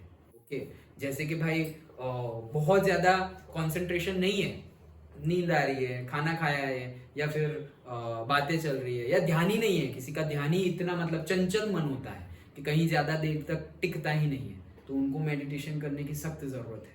ओके, कि थोड़ी देर हुई और ऐसे, थोड़ी देर हुई और कई स्टूडेंट भी मैम बता रहे थे गुजराती मीडियम में, ऐसे भी स्टूडेंट है कंटिन्यूअसली ऐसे ऐसे देखते रहते, यहाँ पढ़ाई चल रही है और मतलब क्या करूँ, पेन लूँ, ऐसे ऐसे करूँ, ऐसे ऐसे करूँ, ये वो, कुछ ना कुछ। मतलब कोई बोले कि अगर स्टैचू, बैठ जाओ, आंखें यहाँ पे, कान यहाँ पे, सुनो, अभी हिलना नहीं है, जैसे उनको बोले हिलना नहीं है तो ऐसे ऐसे करने लगेंगे।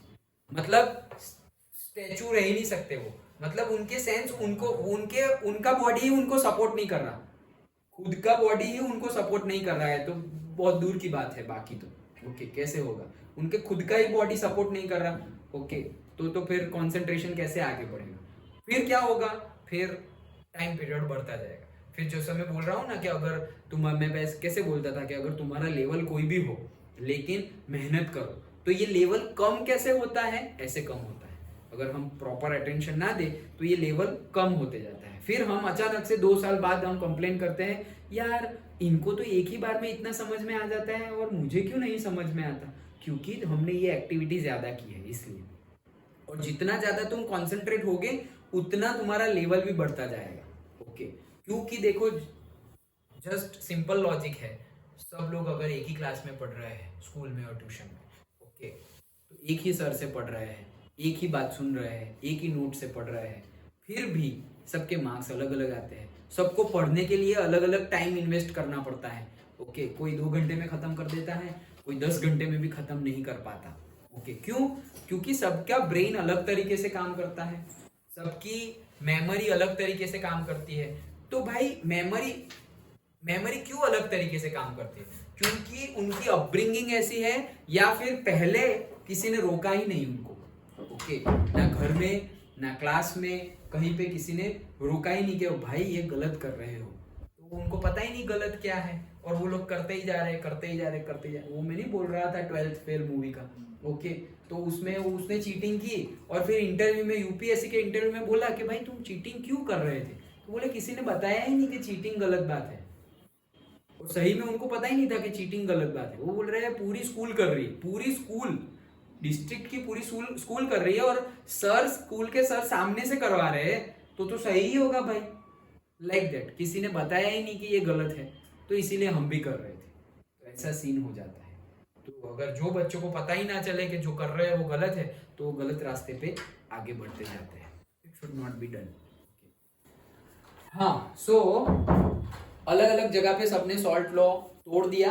Manufactured salt and demonstrated in front of the government salt factories. तो गवर्नमेंट की जो सॉल्ट फैक्ट्रीज थी वहां पर डेमोन्स्ट्रेट करने लगे, सब लोगों ने ऐसे पानी उबाल के सॉल्ट बना लिया। Okay, then as the movement spread, foreign cloth was boycotted and liquor shops were picketed। ये देखो, ये पॉइंट हर जगह चिपका दो। ओके, तो जैसे जैसे एनसीएम में भी और सीडीएम में भी, ओके, कि जैसे जैसे मूवमेंट आगे बढ़ रही है, फिर से लोगों ने क्या किया, फॉरेन क्लॉथ हटाओ, खादी पहनो, लिक्विड शॉप को पिकेट करना स्टार्ट कर दिया। मतलब जहां जहां भी लिक्विड शॉप थी वो बंद कर दी, वहां के रास्ते बंद कर दिए। क्यों? वहां पे तो इंग्लिश दारू ही मिलती थी, वो भी उनको ही फायदा होगा ना, लाइक दैट। ओके, सो और फैक्ट्रीज जहां पे ये लिक्वर बनता था, अल्कोहल बनता था, वो सब भी प्रोटेस्ट करके बंद करने लगे। पीजेंट रिफ्यूज टू पे रेवेन्यू। लो, पहले तो हम बोलते थे अरे यार प्लीज कम कर दो, नहीं देंगे, जा जो होता है कर लो, लाइक दैट। ओके, कि भाई हमने रिफ्यूज कर दिया रेवेन्यू टैक्स पे करना और चौकीदारी टैक्सेस पे करना। विलेज ऑफिशियल्स रिजाइंड, मतलब जो गांव के ऑफिशियल्स थे गवर्नमेंट की ऑर्गेनाइजेशन में, वो सब ने क्या कर दिया, रिजाइन कर दिया। यार नहीं करना है, गांव जाएंगे, वही सिंघम वाला डायलॉग, गांव जाऊंगा, हल चलाऊंगा अपनी जरूरतें पूरी करूंगा। ओके, लाइक दैट, क्योंकि मैं करप्ट नहीं हूँ तेरे जैसा। तो वैसे डायलॉग है सिंघम मूवी कि मेरी जरूरतें कम है इसलिए मेरी बाजुओं में दम है, ऐसा कुछ है डायलॉग। ओके, सो कि भाई मतलब क्या, वो क्या धमकी दे रहा है, अगर ज्यादा कुछ किया ना सस्पेंड कर दूंगा। सस्पेंड करेगा, करना कर, सस्पेंड कर, कोई डरता नहीं है सस्पेंड होने से। मैं सस्पेंड होता हूँ, ले ये रेजिग्नेशन, लाइक दैट। तो जब बहुत ज्यादा कोई ईमानदार हो तो बोलते हैं ना कि किसी को इतना भी नहीं डराना चाहिए कि उसका डर ही खत्म हो जाए। अगर तुम किसी को डरा रहे हो तो इतना भी मत। ये मैरी कॉम का डायलॉग है, देखना, अच्छी मूवी है और ट्रू स्टोरी है। ओके, तो ये उसका डायलॉग है, किसी को इतना भी नहीं डराना चाहिए कि उसका डर ही खत्म हो जाए, क्योंकि उसका डर खत्म हो गया ना तो तुम गए। वो डर रहा है इसलिए तुम्हारी चल रही है। अगर जब उसका डर खत्म हो गया ना कि जो होगा देखा जाएगा, और वो अगर सामने हो गए तो तुम गए। ओके, चलो। So in many places forest people violated forest laws। forest laws भी violate कर दिए भाई, हम तो अभी सब कुछ लेके जाएंगे फॉरेस्ट में से भी। Going into the reserved forest to collect the woods and graze the cattle। तो ये 5 पॉइंट थे और वेरी इंपॉर्टेंट। सीडीएम और एनसीएम अलग अलग ना पूछे तो हो सकता है, लेकिन ये तो बहुत ही इंपॉर्टेंट है क्योंकि इसमें दोनों आ गया कि डिफरेंस क्या था दोनों में। तो पहला ही पॉइंट एकदम इंपॉर्टेंट क्या, कि भाई एनसीएम में सिर्फ कोऑपरेशन करने को मना बोला था, लेकिन सीडीएम में तो बोला गया है कि लॉ को तोड़ो। डन। ओके, तो ये हमारे 5 पॉइंट थे। अब फिर से, ये तो कोई मूवी तो है नहीं कि ब्रिटिश गवर्नमेंट ऐसे देखती रहेगी। ओके, तो अब repression by the government. Okay, अब गवर्नमेंट क्या कर रही है वो देखो। इतना कुछ करेंगे तो गवर्नमेंट बैठी थोड़ी रहेगी। ओके, सो ये देखो, Britishers and Indians agree to free India, it was a fake promise. तो सीडीएम 2.0 ऐसे लाइक दैट। तो रिप्रेशन हुआ गवर्नमेंट से। क्या क्या हुआ रिप्रेशन में देखते हैं। 3 मार्क में ये भी पूछा जा सकता है। Worried by the developments, the colonial government began arresting the Congress leaders one by one. तो जैसे ही ये मूवमेंट का डेवलपमेंट देखा, मूवमेंट का डेवलपमेंट मतलब कौन सा डेवलपमेंट, मूवमेंट का डेवलपमेंट। तो ये जो मूवमेंट थी उसका डेवलपमेंट देखा तो अब वो चिंता होने लगी उनको कि भाई ऐसा सब तो होने लगा। तो फिर गांधी जी को लेकर के सबको, मतलब गांधी जी को भी नहीं छोड़ा, सबको पकड़ पकड़ के जेल में बंद करने लगे। सो उन्होंने कांग्रेस लीडर्स को जेल में बंद किया। नाम याद रख लेना, ईयर तुम यहाँ ना याद रखो तो चलेगा। ओके, अब्दुल गफ्फार खान विच कॉज्ड डेमोन्स्ट्रेशन इन पेशावर। सो पेशावर में अब्दुल गफ्फार खान ने डेमोन्स्ट्रेशन किया था, उनको पकड़ के जेल में बंद कर दिया। महात्मा गांधी को भी बंद कर दिया, विच कॉज्ड द डेमोन्स्ट्रेशन इन शोलापुर। सो शोलापुर में गांधी जी ने डेमोन्स्ट्रेशन किया था, उनको भी क्या कर दिया, जेल पकड़ लिया, मतलब अरेस्ट कर लिया। देन सेकंड, यहाँ ध्यान दो अमन, ऐसे ऐसे ऐसे ऐसे कहा, वही चीज बोला ना अभी मैं, यहाँ ध्यान दो। पीसफुल सत्याग्रही, तुम हमेशा वो निर्भय के पास और लावण्या के पास क्या देखते रहते हो। यहाँ देखो, peaceful satyagrahis were attacked, women and children were beaten and about 1 lakh people were arrested. देखो, जो पीसफुल सत्याग्रह कर रहे थे, पीसफुल कि भाई वायलेंस नहीं कर रहे, फिर भी उनको पकड़ा। ओके, मारा पीटा और 1 लाख लोगों को अरेस्ट कर लिया। अब सोचो 1 लाख लोगों को अरेस्ट करना है, कौन सी जेल में बंद करेंगे। ओके, सो इतना कुछ कर लिया तो गांधी जी को लगा कि यार, जैसे याद करो reasons for called off NCM, तो क्या क्या रीजन थे, वो main reason. Okay, Chauri Chaura में वायलेंस हो गया था, खादी एक्सपेंसिव थी, नो इंडियन, जो बंद तो कर दिया लेकिन इंडियन इंस्टीट्यूट वैसे होने चाहिए ना स्कूल कॉलेजेस, तो वो सारे रीजन थे। ओके, इसका सीडीएम जो चालू हो गया था वो भी बंद होने वाला है। क्यों, ये कि लोगों को मारा गया, पीटा गया, नॉन वायलेंटली प्रोटेस्ट कर रहे थे उनको भी मारा पीटा गया और 1 लाख लोगों को अरेस्ट कर दिया गया एंड कॉल्ड ऑफ कर दिया गया। कब, 1931 में। नीचे ही है, वहां बुला लो मैडम को। तू कब से आया, अभी आया, कितने बजे आया, 2 बजे का टाइम।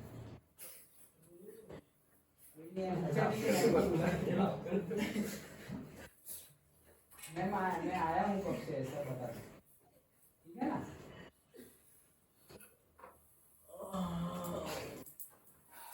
चलो, सो क्या हुआ देखो, कॉल्ड ऑफ कर दिया गया सीडीएम को मार्च 1931 में। सिविल डिसोबीडियंस मूवमेंट को भी क्या कर दिया गया, कॉल्ड ऑफ कर दिया गया, क्योंकि यार ये लोग तो भाई मारामारी करेंगे, नॉन वायलेंटली भी जो प्रोटेस्ट कर रहा है उनको भी गोली मार देंगे, पहले ही जलियांवाला बाग कर दिया है। ओके, ऐसा भी नहीं है कि सिर्फ बोल रहे हैं, करके दिखाया है। हाँ बोलो। अगर ऐसा पूछे कि डायरेक्ट रीजन बताओ कि सत्याग्रह क्यों बंद हुआ, तो कौन सा सत्याग्रह, जो सबसे पहले हुआ एनसीएम, रॉलेट सत्याग्रह। रॉलेट सत्याग्रह, इसको रॉलेट सत्याग्रह कहा था। हाँ मतलब एनसीएम, अगर को बोले कि रॉलेट सत्याग्रह मतलब क्या, तो रॉलेट एक्ट जब लागू हुआ था उसी के बाद एनसीएम हुआ था। तो फिर ऐसा पूछा है तो तुम्हें रीजन किसके लिखने हैं, अभी जो हमने डिस्कस किए कि एनसीएम क्यों कॉल्ड ऑफ हुआ। वो स्टार्टिंग कॉज है ना NCM। हाँ, स्टार्टिंग सत्याग्रह का बनने का रीजन तो वो लिखेंगे ना कि जलियांवाला बाग वाला इंसिडेंट, उसके बाद हमने वापस अटैक किया उसकी वजह से, और फिर हमने वापस उन लोग ने ऑपरेस किया था। रॉलेट के लिए हम जलियांवाला बाग नहीं लिखेंगे क्योंकि 1919 में तो जलियांवाला बाग हो गया था ऑलरेडी, जलियांवाला बाग के बाद ये बाद हुआ 1921 में ये स्टार्ट हुआ है एनसीएम। सत्याग्रह बंद क्यों किया? कौन सा सत्याग्रह, जो सबसे पहले स्टार्ट किया था सत्याग्रह? सबसे पहले गांधी जी ने जो 16, 17, 18 में स्टार्ट किया था वो तो इसलिए बंद किया क्योंकि सक्सेसफुल हो गया ना, वो लोग मान गए। ब्रिटिशर्स जो इंडिगो वाला सत्याग्रह किया था चंपारण में, वहां भी मान गए। ओके, अगेन 100% नहीं माने थे, पार्शियल माने थे, मतलब सारी डिमांड नहीं फुलफिल कर दी थी, पार्शियल फुलफिल कर दी थी। लेकिन पार्शियल तो पार्शियल, मतलब ऐसे कि भाई हमारी डिमांड पूरी करो, तो तुम्हारी 10 डिमांड है भाई, 5 तो माने वो लोग, उतना तो किया। तो वैसे सब जगह जीत गए हम। ओके, और जो 18 वाली थी cloth, cotton cloth mill worker के साथ, ओके, वहां तो इंडियन ही था भाई ओनर, तो वहां पर भी सब कुछ अच्छा हो गया। मतलब सत्याग्रह इसलिए बंद हुए क्योंकि वो सक्सेसफुल हो गए थे। लेकिन एनसीएम, सीडीएम सक्सेसफुल नहीं हुए थे, फिर भी बंद करने पड़े क्योंकि वायलेंस स्टार्ट हो गया था। ओके, समझ में आया ना? हाँ, सो कॉल्ड ऑफ कर दिया गया मार्च 31 को गांधी इरविन पैक्ट। अब देखो यहाँ पर सिर्फ और सिर्फ डेट्स है। ओके, तो ये याद रख लेना कि भाई सीडीएम मार्च 1931 को बंद कर दिया गया, और गांधी और लॉर्ड इरविन के बीच में बात हुई 5 मार्च 1931 को। देन राउंड टेबल कॉन्फ्रेंस हुआ दिसंबर 1931 में। राउंड टेबल कॉन्फ्रेंस मतलब सारे ही बड़े बड़े लीडर्स को बिठाकर डिस्कस करना, वो कमीशन जैसा। हाँ, यस, ओके। तो 1931 में, और फिर रीलॉन्च किया गया सिविल डिसोबीडियंस मूवमेंट 1932 को। 1931 में बंद कर दिया गया स्टार्टिंग में, ओके, और एंड तक आते आते 31 खत्म होते होते 32 में रीलॉन्च कर दिया गया। समझ में आया? तो ये रीलॉन्च किया, उसका नाम क्या है? CDM 2, civil disobedience movement part 2। Okay, so third point कि ये रिप्रेशन में ही आएगा। हाँ, सब कुछ। Congress had been declared illegal and a series of measures had been imposed to prevent meetings and demonstrations and boycotts। मतलब कि जितने भी हमने डेमोन्स्ट्रेशन किए पीसफुल, तो पीसफुल, फिर भी गवर्नमेंट ने बोला कि ये सब इलीगल है। कि भाई तुम पीसफुल डेमोन्स्ट्रेट करो, तुम लिकर शॉप को पिकेट करो, तुम फॉरेन क्लोथ को बॉयकॉट करो, वो सब कुछ जो भी तुम कर रहे हो ना, सब कुछ इलीगल है, इसलिए हम तुम्हें मारेंगे, लाइक दैट। उनको तो एक रीजन ही चाहिए, तुम जो कर रहे हो वो गलत है, इसलिए मैं मारूंगा तुम्हें, लाइक दैट। तो वैसे वो लोग करते गए और सब कुछ इलीगल डिक्लेयर कर दिया। जो भी हम कर रहे हैं भाई, नॉन वायलेंटली अच्छे से प्रोटेस्ट कर रहे हैं, वो भी इलीगल। बोले हाँ, वो भी इलीगल। समझ में आ रहा है? तो यहाँ पे हमें उनकी मेंटालिटी समझनी चाहिए कि कुछ भी करो वो लोग इलीगली मानने वाले हैं। कुछ भी करो तो उनके पॉइंट ऑफ व्यू से क्या है? Illegal, like that. तो ये 3 पॉइंट थे रिप्रेशन के, रिप्रेशन बाय द गवर्नमेंट। अब आता है सीडीएम 2। तो सीडीएम 1 तो फेल हुआ था, एनसीएम भी फेल हुआ था, तो सीडीएम 2 आया। तो क्या अब लोगों के अंदर वो एंथुजियाज्म है? लोगों के अंदर वो फेथ है कि भाई हाँ, अब वापस हम फिर से उठेंगे।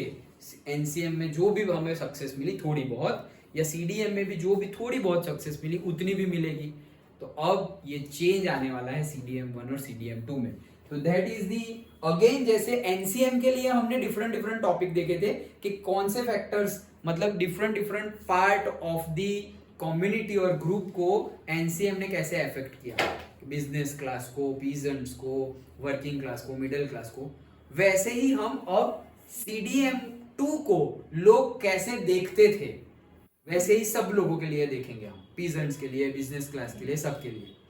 ओके, देखो कोई टॉपिक मिक्स मत कर देना। ओके, क्योंकि एनसीएम, देखो सीडीएम 1 में हमने ज्यादा कुछ नहीं पढ़ा, सीडीएम 1 में इतना कुछ ज्यादा नहीं पढ़ा, एनसीएम में पढ़ा। अब ये सीडीएम 2 में हम वापस वही सारे टॉपिक जो एनसीएम में पढ़े वही देखने वाले हैं। वहां क्या पढ़ा? टॉपिक का नाम क्या था कि एनसीएम ने कैसे इफेक्ट किया ये डिफरेंट क्लास पर। और यहाँ क्या पढ़ने वाले हैं कि ये जो डिफरेंट क्लास है वो लोग सीडीएम 2 को कैसे देखते हैं, मतलब उनका सपोर्ट कितना है कितना नहीं है, वैसे टाइप का क्वेश्चन समझ में आ रहा है? तभी तो लिख पाओगे, मिक्स मत कर देना। सर ये जो सॉल्ट होगा वो सीडीएम, हाँ, सॉल्ट मार्च होने के बाद एक्चुअली सीडीएम स्टार्ट हुआ। ओके, कि भाई ये मैंने लॉ तोड़ा है, सी वाटर को बॉईल किया है, सॉल्ट बनाया है, मतलब मैंने एक लॉ तोड़ा, और अब मैं लोगों को भी यही बताऊंगा कि लॉ तोड़े, लाइक दैट। एक एग्जांपल तो मतलब एक एग्जांपल सेट कर दिया। अगर सीडीएम कहाँ से स्टार्ट हुआ तो हम बोल सकते हैं कि सॉल्ट मार्च से ही स्टार्ट हो गया, क्योंकि अल्टीमेटम देने के बाद स्टार्ट किया था सीडीएम। गांधी जी ने लॉर्ड इरविन को अल्टीमेटम दिया था कि पर्टिकुलर डेट तक मुझे ये 11 डिमांड फुलफिल चाहिए, नहीं तो मैं सीडीएम स्टार्ट कर दूंगा। और उन्होंने नहीं, हल्के में ले लिया, तो फिर स्टार्ट कर दी सॉल्ट मार्च। तो सीडीएम की स्टार्टिंग ही है क्या, सॉल्ट मार्च। ओके, चलो तो कैसे देखते हैं पीजेंट्स। क्या है इसको? लोड नहीं है।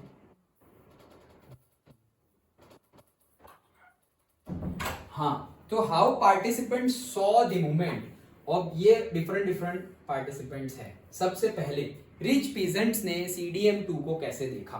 ओके, चलो तो पहला point, in the countrysides rich peasants communities like the Patidars of Gujarat and Jats of Uttar Pradesh were active in the movement. तो भाई पूरी की पूरी कंट्री में जो पीजेंट्स थे, पीजेंट्स में सबसे ज्यादा दो कम्युनिटी आगे थी। वो कौन सी थी? जो पाटीदार है गुजरात के वो, और जो जाट्स है उत्तर प्रदेश के वो दोनों जस्ट लाइक लीडिंग कम्युनिटी थी। Being producers of commercial crops, they were very hard hit by the trade depression and falling prices. ये सब है CDM 2, तब तक वर्ल्ड इकोनॉमिक डिप्रेशन हो गया था, ओके, लेट 1920s में। सो और ये चल रहा है 31-32 में, ओके। तो ये जो कमर्शियल क्रॉप्स के ऊपर जो बैरियर्स लगे, जो प्राइस फॉल हुई, क्रॉप फेलियर्स हुए, ये सब चीजें जो हुई उसकी बहुत ज्यादा इफेक्ट हुई किस पर? पीजेंट्स पर, hard hit, okay. And as their cash income disappeared, they found it impossible to pay the government's revenue demand. तो ये रिच पीजेंट थे, हाँ भाई, जो क्रॉप्स, कैश क्रॉप्स, मतलब जनरली वीट, राइस, वो सब, और से हमारा कॉटन है, ऑयल्स है, वो सब ग्रो करते थे, ओके, कि जो बहुत ज्यादा मतलब नेसेसिटी वाला फूड हो, ओके। तो अब क्या हुआ? फॉल प्राइसेस फॉल हो गए, एक्सपोर्ट बंद हो गया, टैक्स बढ़ गए एंड ऑल, सब कुछ हो गया ना। तो हुआ क्या कि उनके पास जो कैश थी घर में वो भी खत्म होने लगी। और अब देखो, क्रॉप फेलियर हो जाए, इकोनॉमिक डिप्रेशन हो जाए, कुछ भी हो जाए, गवर्नमेंट का टैक्स फिक्स है, इतना तो देना ही पड़ेगा। जैसे कि हमारी सपोज इंडिपेंडेंस के बाद वाली जितनी भी गवर्नमेंट आई, तो अगर कुछ ऐसी महामारी आ गई या कोई ऐसे वर्ल्ड इकोनॉमिक डिप्रेशन जैसा कुछ हो गया, तो गवर्नमेंट सपोर्ट करती है पब्लिक को कि अच्छा भाई, इस साल बारिश कम हुई है इंडिया में, तो प्राइसेस कम रहेगी, ओके। फार्मर्स के साथ भी मीटिंग होगी कि भाई तुम ज़्यादा प्राइसेस में सेल मत करना, बारिश कम हुई है, तुम्हें भी पैसों की ज़रूरत है, एट द सेम टाइम लोगों को भी पैसों की ज़रूरत है। हाँ, हम पेट्रोल के प्राइसेस बढ़ा देंगे, जिनके पास पैसे ज़्यादा हो वही गाड़ियाँ घुमाएं, लेकिन जो ये नेसेसिटी है उसकी प्राइस बहुत ज़्यादा ना बढ़ जाए। क्योंकि देखो, गवर्नमेंट को तो पैसे खर्च करने हैं, ओके, सेवा ही करनी है। ये जो हम टैक्स पे करते हैं वही पैसे से हमें वो सर्विसेज प्रोवाइड करते हैं। तो वो क्या करेगी कि भाई अगर चलो बारिश कम हुआ है, क्रॉप्स कम है, ओके, तो वो लोग तो महंगा बेचेंगे ना, क्योंकि वैसे ही उनकी क्वांटिटी कम हुई है, ओके। तो उनके पास, पीजेंट के पास क्वांटिटी कम है, वो महंगा बेचेंगे। तो अब गवर्नमेंट बोलेगी भाई तुझे ये ले थोड़े एक्स्ट्रा पैसे, लेकिन तू सस्ता बेच। और दूसरा, भले ही तू महंगा बेच, लेकिन वो पेट्रोल के प्राइसेस सपोज बढ़ा दिए, ओके। तो अब लोग देखो, जो गरीब होंगे उनके ऊपर इफेक्ट आएगा कि अच्छा चलो भाई, अब ज्यादा गाड़ी नहीं घुमानी है, ओके, क्योंकि खाने पीने के पैसे नहीं है और तुम घूमने की बात कर रहे हो, लाइक दैट, ओके। तो गवर्नमेंट कौन सी जगह पे सब्सिडी दे, वो गवर्नमेंट को डिसाइड करना है।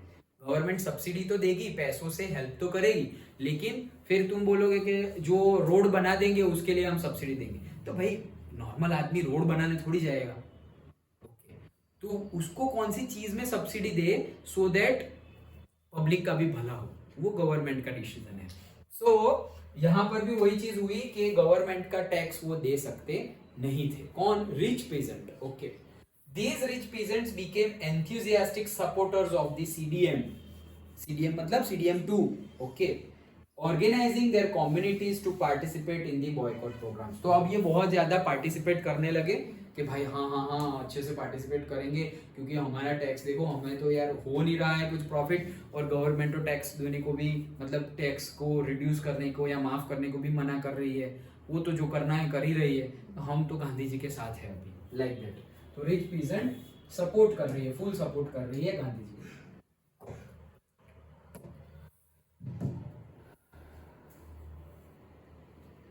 Fifth point, for them fight for swaraj was a struggle against high revenue. उनके लिए तो रिच पीजेंट हो या पुअर पीजेंट हो, ये पॉइंट तो आएगा ही, क्या कि भाई टैक्स जो है वो कम करो।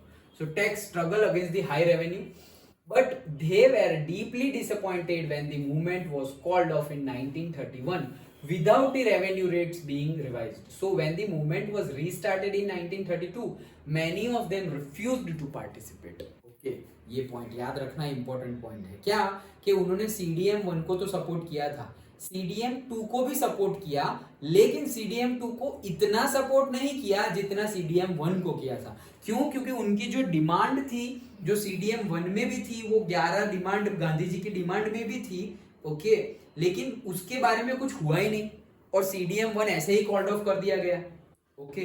अगर हम सक्सेसफुल नहीं हुए, फिर भी क्यों कॉल्ड ऑफ किया? भाई वायलेंस हो रहा था, लेकिन उन्होंने बोला हमारी डिमांड तो पूरी नहीं हुई ना, फिर हम ऐसे ही बार बार आप बोल रहे हो भाई सपोर्ट ना करो, सपोर्ट ना करो।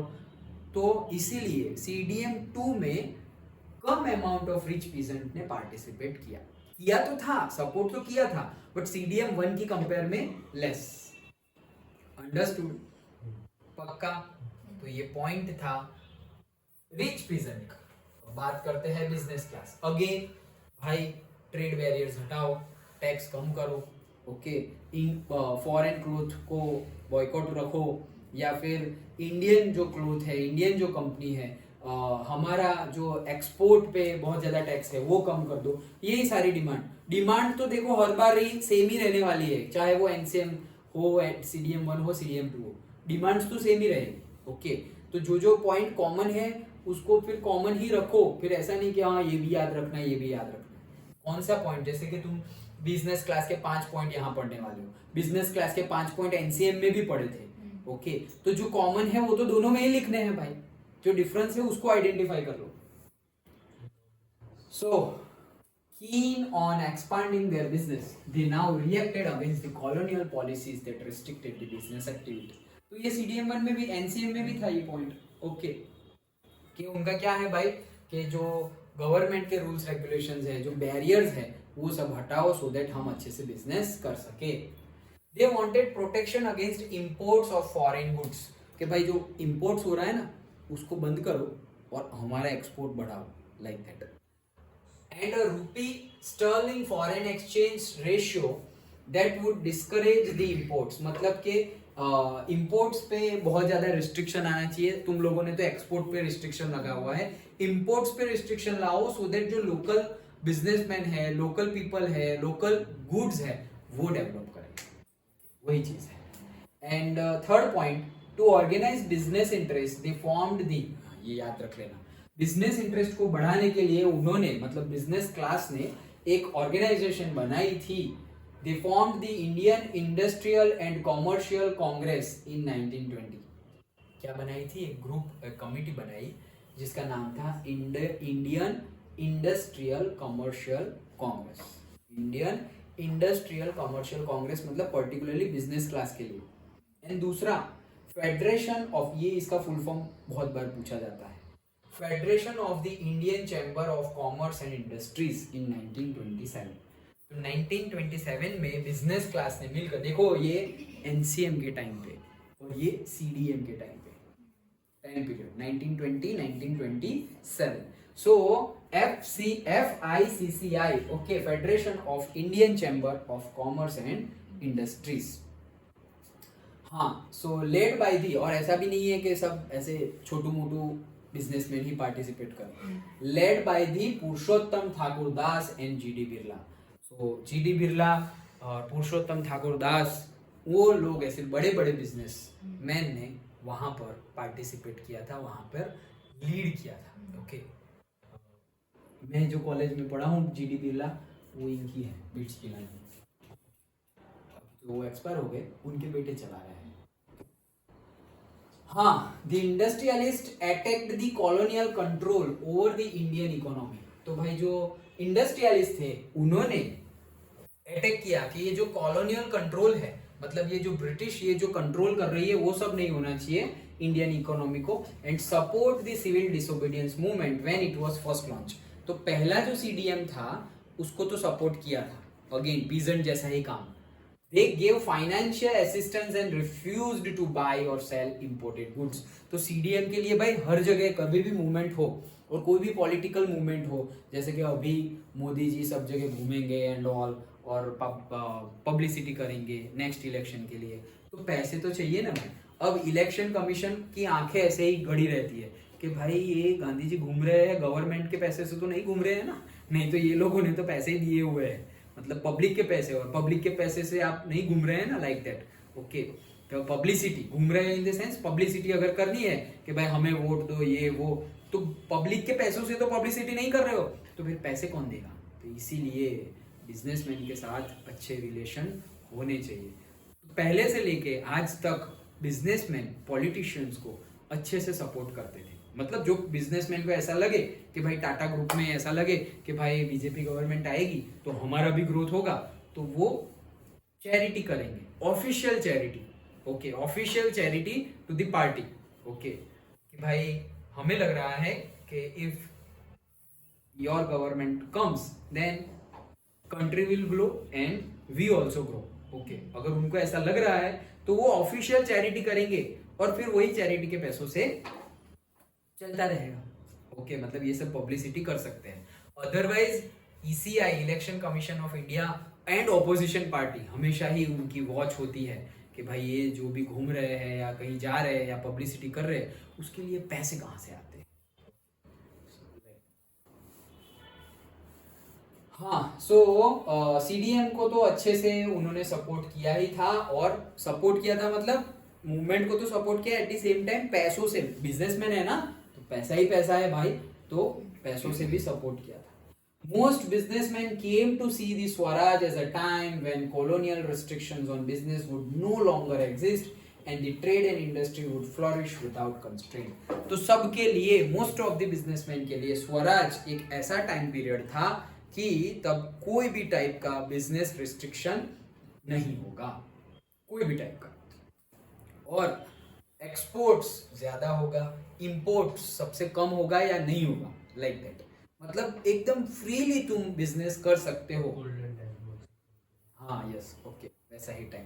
सो फ्रीली बिजनेस कर सकते हो, वही चीज थी। ओके, ये पॉइंट भी कॉमन है बिजनेस क्लास के लिए।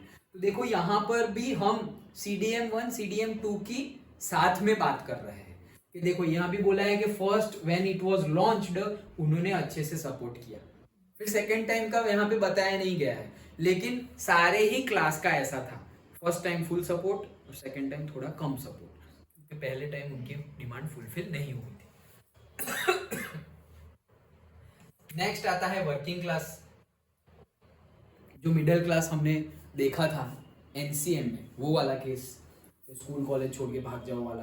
Okay, so some workers did participate in civil disobedience movement, selectively adopting some of the ideas of the Gandhian program like boycott of foreign goods as a part of their own movement against the low wages and poor working condition। तो working class की condition, मतलब जो middle class, जो working class है, उनका भाई क्या था भाई स्वराज के लिए मोटो, या उनका एम क्या था, भाई हम जहाँ काम कर रहे हैं ना, पहली बात पगार, सैलरी बहुत कम है, वेजेस बहुत कम है, दूसरा टाइम पीरियड 8 घंटे की जगह 12-12 घंटे काम करवा रहे हैं और एक्स्ट्रा वेज ओवर टाइम कुछ भी नहीं मिल रहा है, तीसरा जितना हम काम कर रहे हैं working condition is not good. Working condition मतलब पीने के लिए अच्छा शुद्ध पानी, ओके, ब्रीथ अच्छे से हम ब्रीथ कर सके, वैसे ऑक्सीजन, तो तुम्हारे धुएं में ही कंटिन्यूअसली रह रहे हो तो ब्रीथ, वर्किंग कंडीशन, हेल्थ के ऊपर भी ध्यान होना चाहिए। ये बेसिक डिमांड्स है वर्किंग क्लास की कि भाई सैलरी अच्छा मिले, टाइम फिक्स हो आने का जाने का, और अगर तुम एक्स्ट्रा करवाओ तो एक्स्ट्रा वेजेस,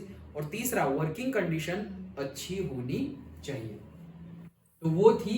ओके, और इन्होंने फुल जो भी डिमांड्स थी और जो भी सीडीएम में सब कुछ था, सबको अच्छे से सपोर्ट नहीं किया, लेकिन सिलेक्टिवली सपोर्ट किया कि अच्छा ये डिमांड है ना सीडीएम की, वहां हम सपोर्ट करते हैं कि भाई अच्छा हाँ हम फॉरेन क्लोथ को क्या करते हैं, बॉयकॉट करते हैं, इसे हमारा सपोर्ट है, लाइक दैट। तो बहुत सारे बॉयकॉट प्रोग्राम में फॉरेन गुड्स के और बहुत सारे बॉयकॉट प्रोग्राम में उन्होंने क्या किया, सपोर्ट किया, लेकिन सारे में नहीं, इसीलिए लिखा हुआ है सम वर्कर्स डिड पार्टिसिपेट, सब लोगों ने नहीं किया, और जितनों ने किया उतने भी कैसे किया, selectively adopting some of the ideas.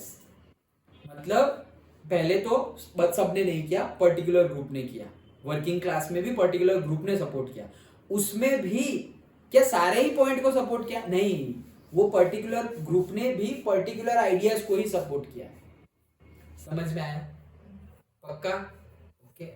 Then there were strikes by the railway workers in 1930 and dock workers in the 1932। याद रख लेना, एक मार्क में पूछा जा सकता है, रेलवे वर्कर्स ने कब स्ट्राइक की थी और डॉक वर्कर्स ने कब स्ट्राइक की थी। डॉक वर्कर्स तो पता है ना, डॉक यार्ड में जो काम करते हैं वो।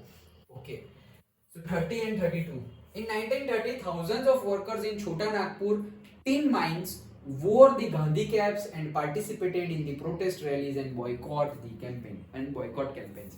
मतलब छोटा नागपुर में जो भी लोग टिन माइन में काम कर रहे थे, मतलब कोल माइन होती है, गोल्ड माइन होती है, वैसे ही टिन की जो माइन होती है, एलिमेंट है टिन, SN। ओके, उसके लिए जो वहां जो काम करते थे वो सब लोगों ने गांधी जी कैसी कैप पहनते थे वैसी ही कैप पहनने लगी, वोर गांधी कैप्स एंड प्रोटेस्ट, और जो भी बॉयकॉट कैंपेन्स है वहां सब जगह क्या किया, पार्टिसिपेट किया। किसने? वर्किंग क्लास ने। And last but not least, women. भाई वुमेन के बगैर थोड़ी चलेगा, सो वुमेन ने भी बहुत ही अच्छे से सीडीएम को सपोर्ट किया था। सबसे अच्छा सपोर्ट किसी ने किया हो तो वुमेन ने किया था। ओके, चलो तो उसके भी 5 पॉइंट देख लेते हैं। Women participated in large number of CDM में लार्ज नंबर में सपोर्ट किया था वुमेन ने, और गांधी जी के तो जहां जहां भाषण थे सब लोग सुनने ही चले जाते थे। Okay, during the movement thousands of women came out of their homes to listen the Gandhi ji. Okay, that is the point. They participated in the protest march, manufactured salt and picketed foreign cloth and liquid shops. तो जो भी boycott programme थे, liquid shop बंद करनी थी, okay, सब जगह उन्होंने क्या किया, फुल सपोर्ट किया। फॉरेन क्लोथ को बॉयकॉट करना, सब जगह फुल सपोर्ट दिया। Many were put to jail by the police, बहुत सारे लेडीज को भी जेल में बंद कर दिया गया था। And moved by the Gandhi ji call, moved by मतलब लग जाना ऐसे दिल पे, गांधी जी की बात दिल पे लगती थी। Okay, so moved by the Gandhiji's call, they began to see service to the nation as a sacred duty of woman। मतलब ऐसे गांधी जी ने ऐसे ऐसे डायरेक्टली ऐसे दिल को छू जाए ऐसी बातें करते थे भाषण में। ओके, तो इसीलिए तो भाई वो ऐसे वर्ल्ड लीडर और नेशन लीडर ऐसे ही थोड़ी बनते हैं कि भाई ऐसी बात करो कि सामने वाले को मतलब ऐसे फील हो गए यार बात तो सही है, लाइक दैट। भले ही तुम पहले कितना भी उसके बारे में कुछ भी सुना हुआ एंड ऑल, जब वो तुम्हारे सामने आए और अगर तुम्हें ऐसा लग जाए नहीं यार पहले तो मैंने बहुत कुछ सोचा था, लेकिन सही सेंस में तो वो बात सही नहीं है जो हम पहले सोचते थे।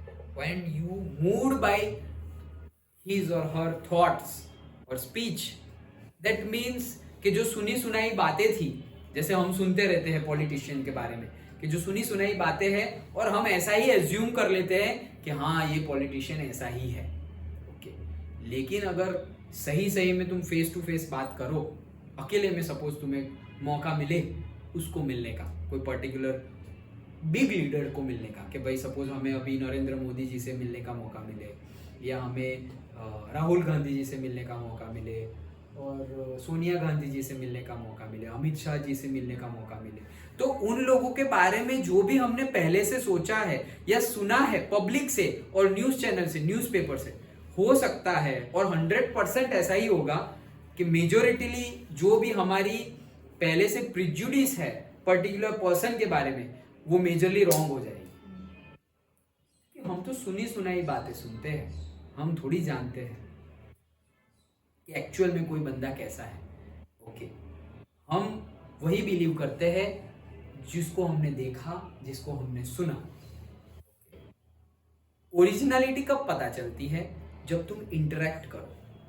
ओके, जब तुम इंटरेक्ट, जैसे अभी तुम कोई क्रिकेटर को देखते रहो और कोई मूवी स्टार को, फिल्म स्टार को देखते रहो, तो तुम्हें लगेगा अरे यार ये देखो कितने अच्छे से फैन को हैंडल कर रहा है, अरे यार देखो ये कितनी चैरिटी कर रहा है। क्यों? क्योंकि वही सब चीजें हमने न्यूज में पढ़ी है और देखी है। और अगर किसी ने अपने फैन को चाटा मार दिया, ये कैसा कलाकार है, ये देखो फैन को चाटा मार रहा है, ये वो, हमें पता भी नहीं कि फैन ने सपोज कुछ गलत किया हो उसके साथ, लेकिन हम एक प्रिजुडिस बना देंगे कि यार ये गलत है, फैन को चाटा नहीं मारना चाहिए था। हमें तो पता भी नहीं है कि क्या है रीजन। ओके, बट जो हम देखते हैं सुनते हैं उसका प्रिजुडिस लगा देते हैं, जो नहीं लगाना चाहिए। हम कौन होते हैं जज करने वाले? ओके, जो जब वोटिंग का टाइम आए, तुम्हारी गट फीलिंग जो बोल रही है वो कर लो, फिर किसी की सुननी और किसी को सुनाने की बात ही नहीं है। Okay, so that is the thing.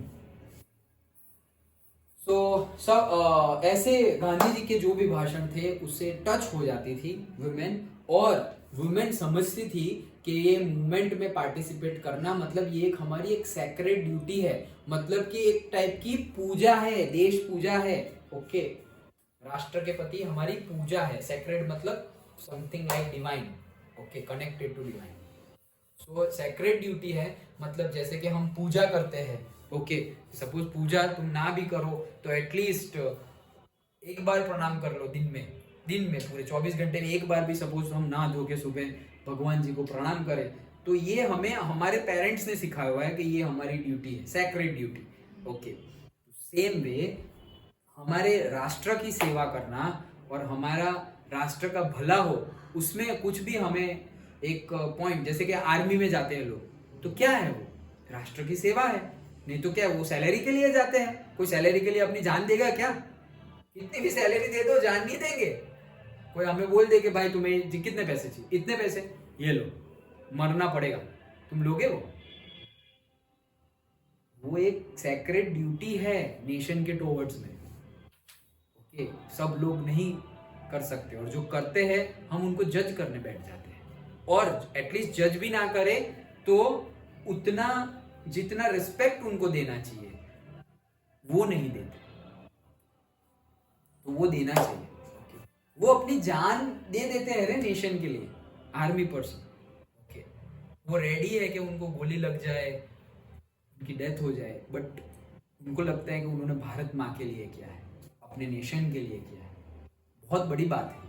Okay, कोई भी बंदा पैसों के लिए, पावर के लिए, तुम वो कोई किसी को भी तुम पूछो कि तुम्हें पावर चाहिए, चलो तुम्हें प्राइम मिनिस्टर बना देते हैं एक दिन के लिए, फिर तुम्हें गोली मार देंगे, बोलेगा भाई रहने दे, नहीं चाहिए प्राइम मिनिस्टर, नहीं बनना है प्राइम मिनिस्टर।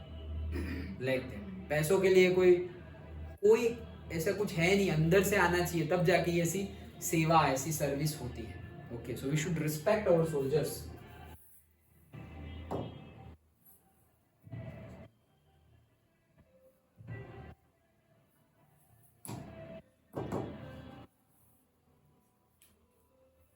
लिमिटेशंस क्या थी देख लेना, या रुकना है? बोलो।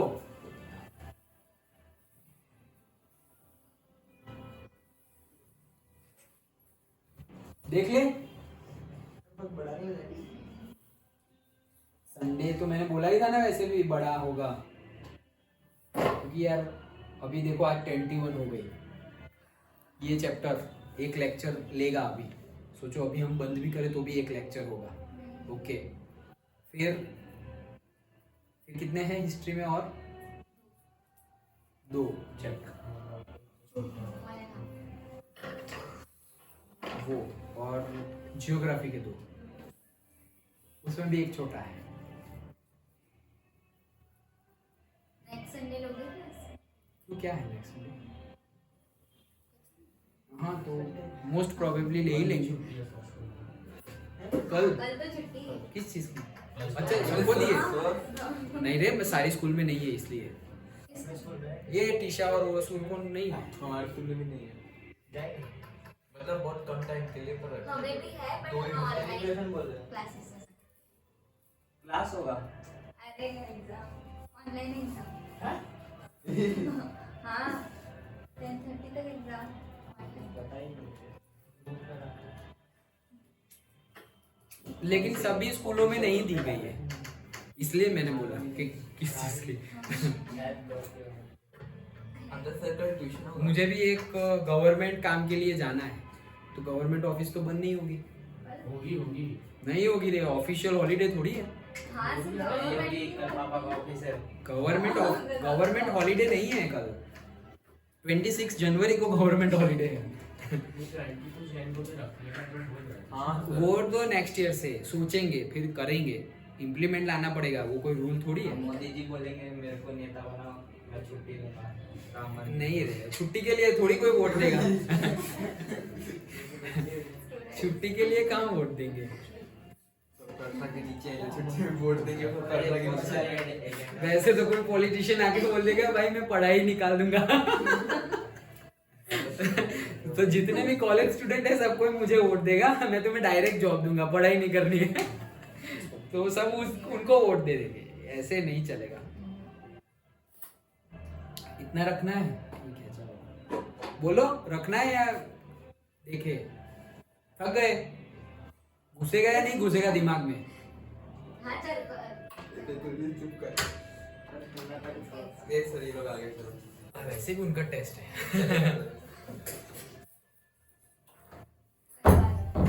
करवा दो। पूना पैक्ट करना है लेकिन। हाँ पूरा पेपर। अरे 5 पॉइंट है, यहाँ भी 5 पॉइंट है।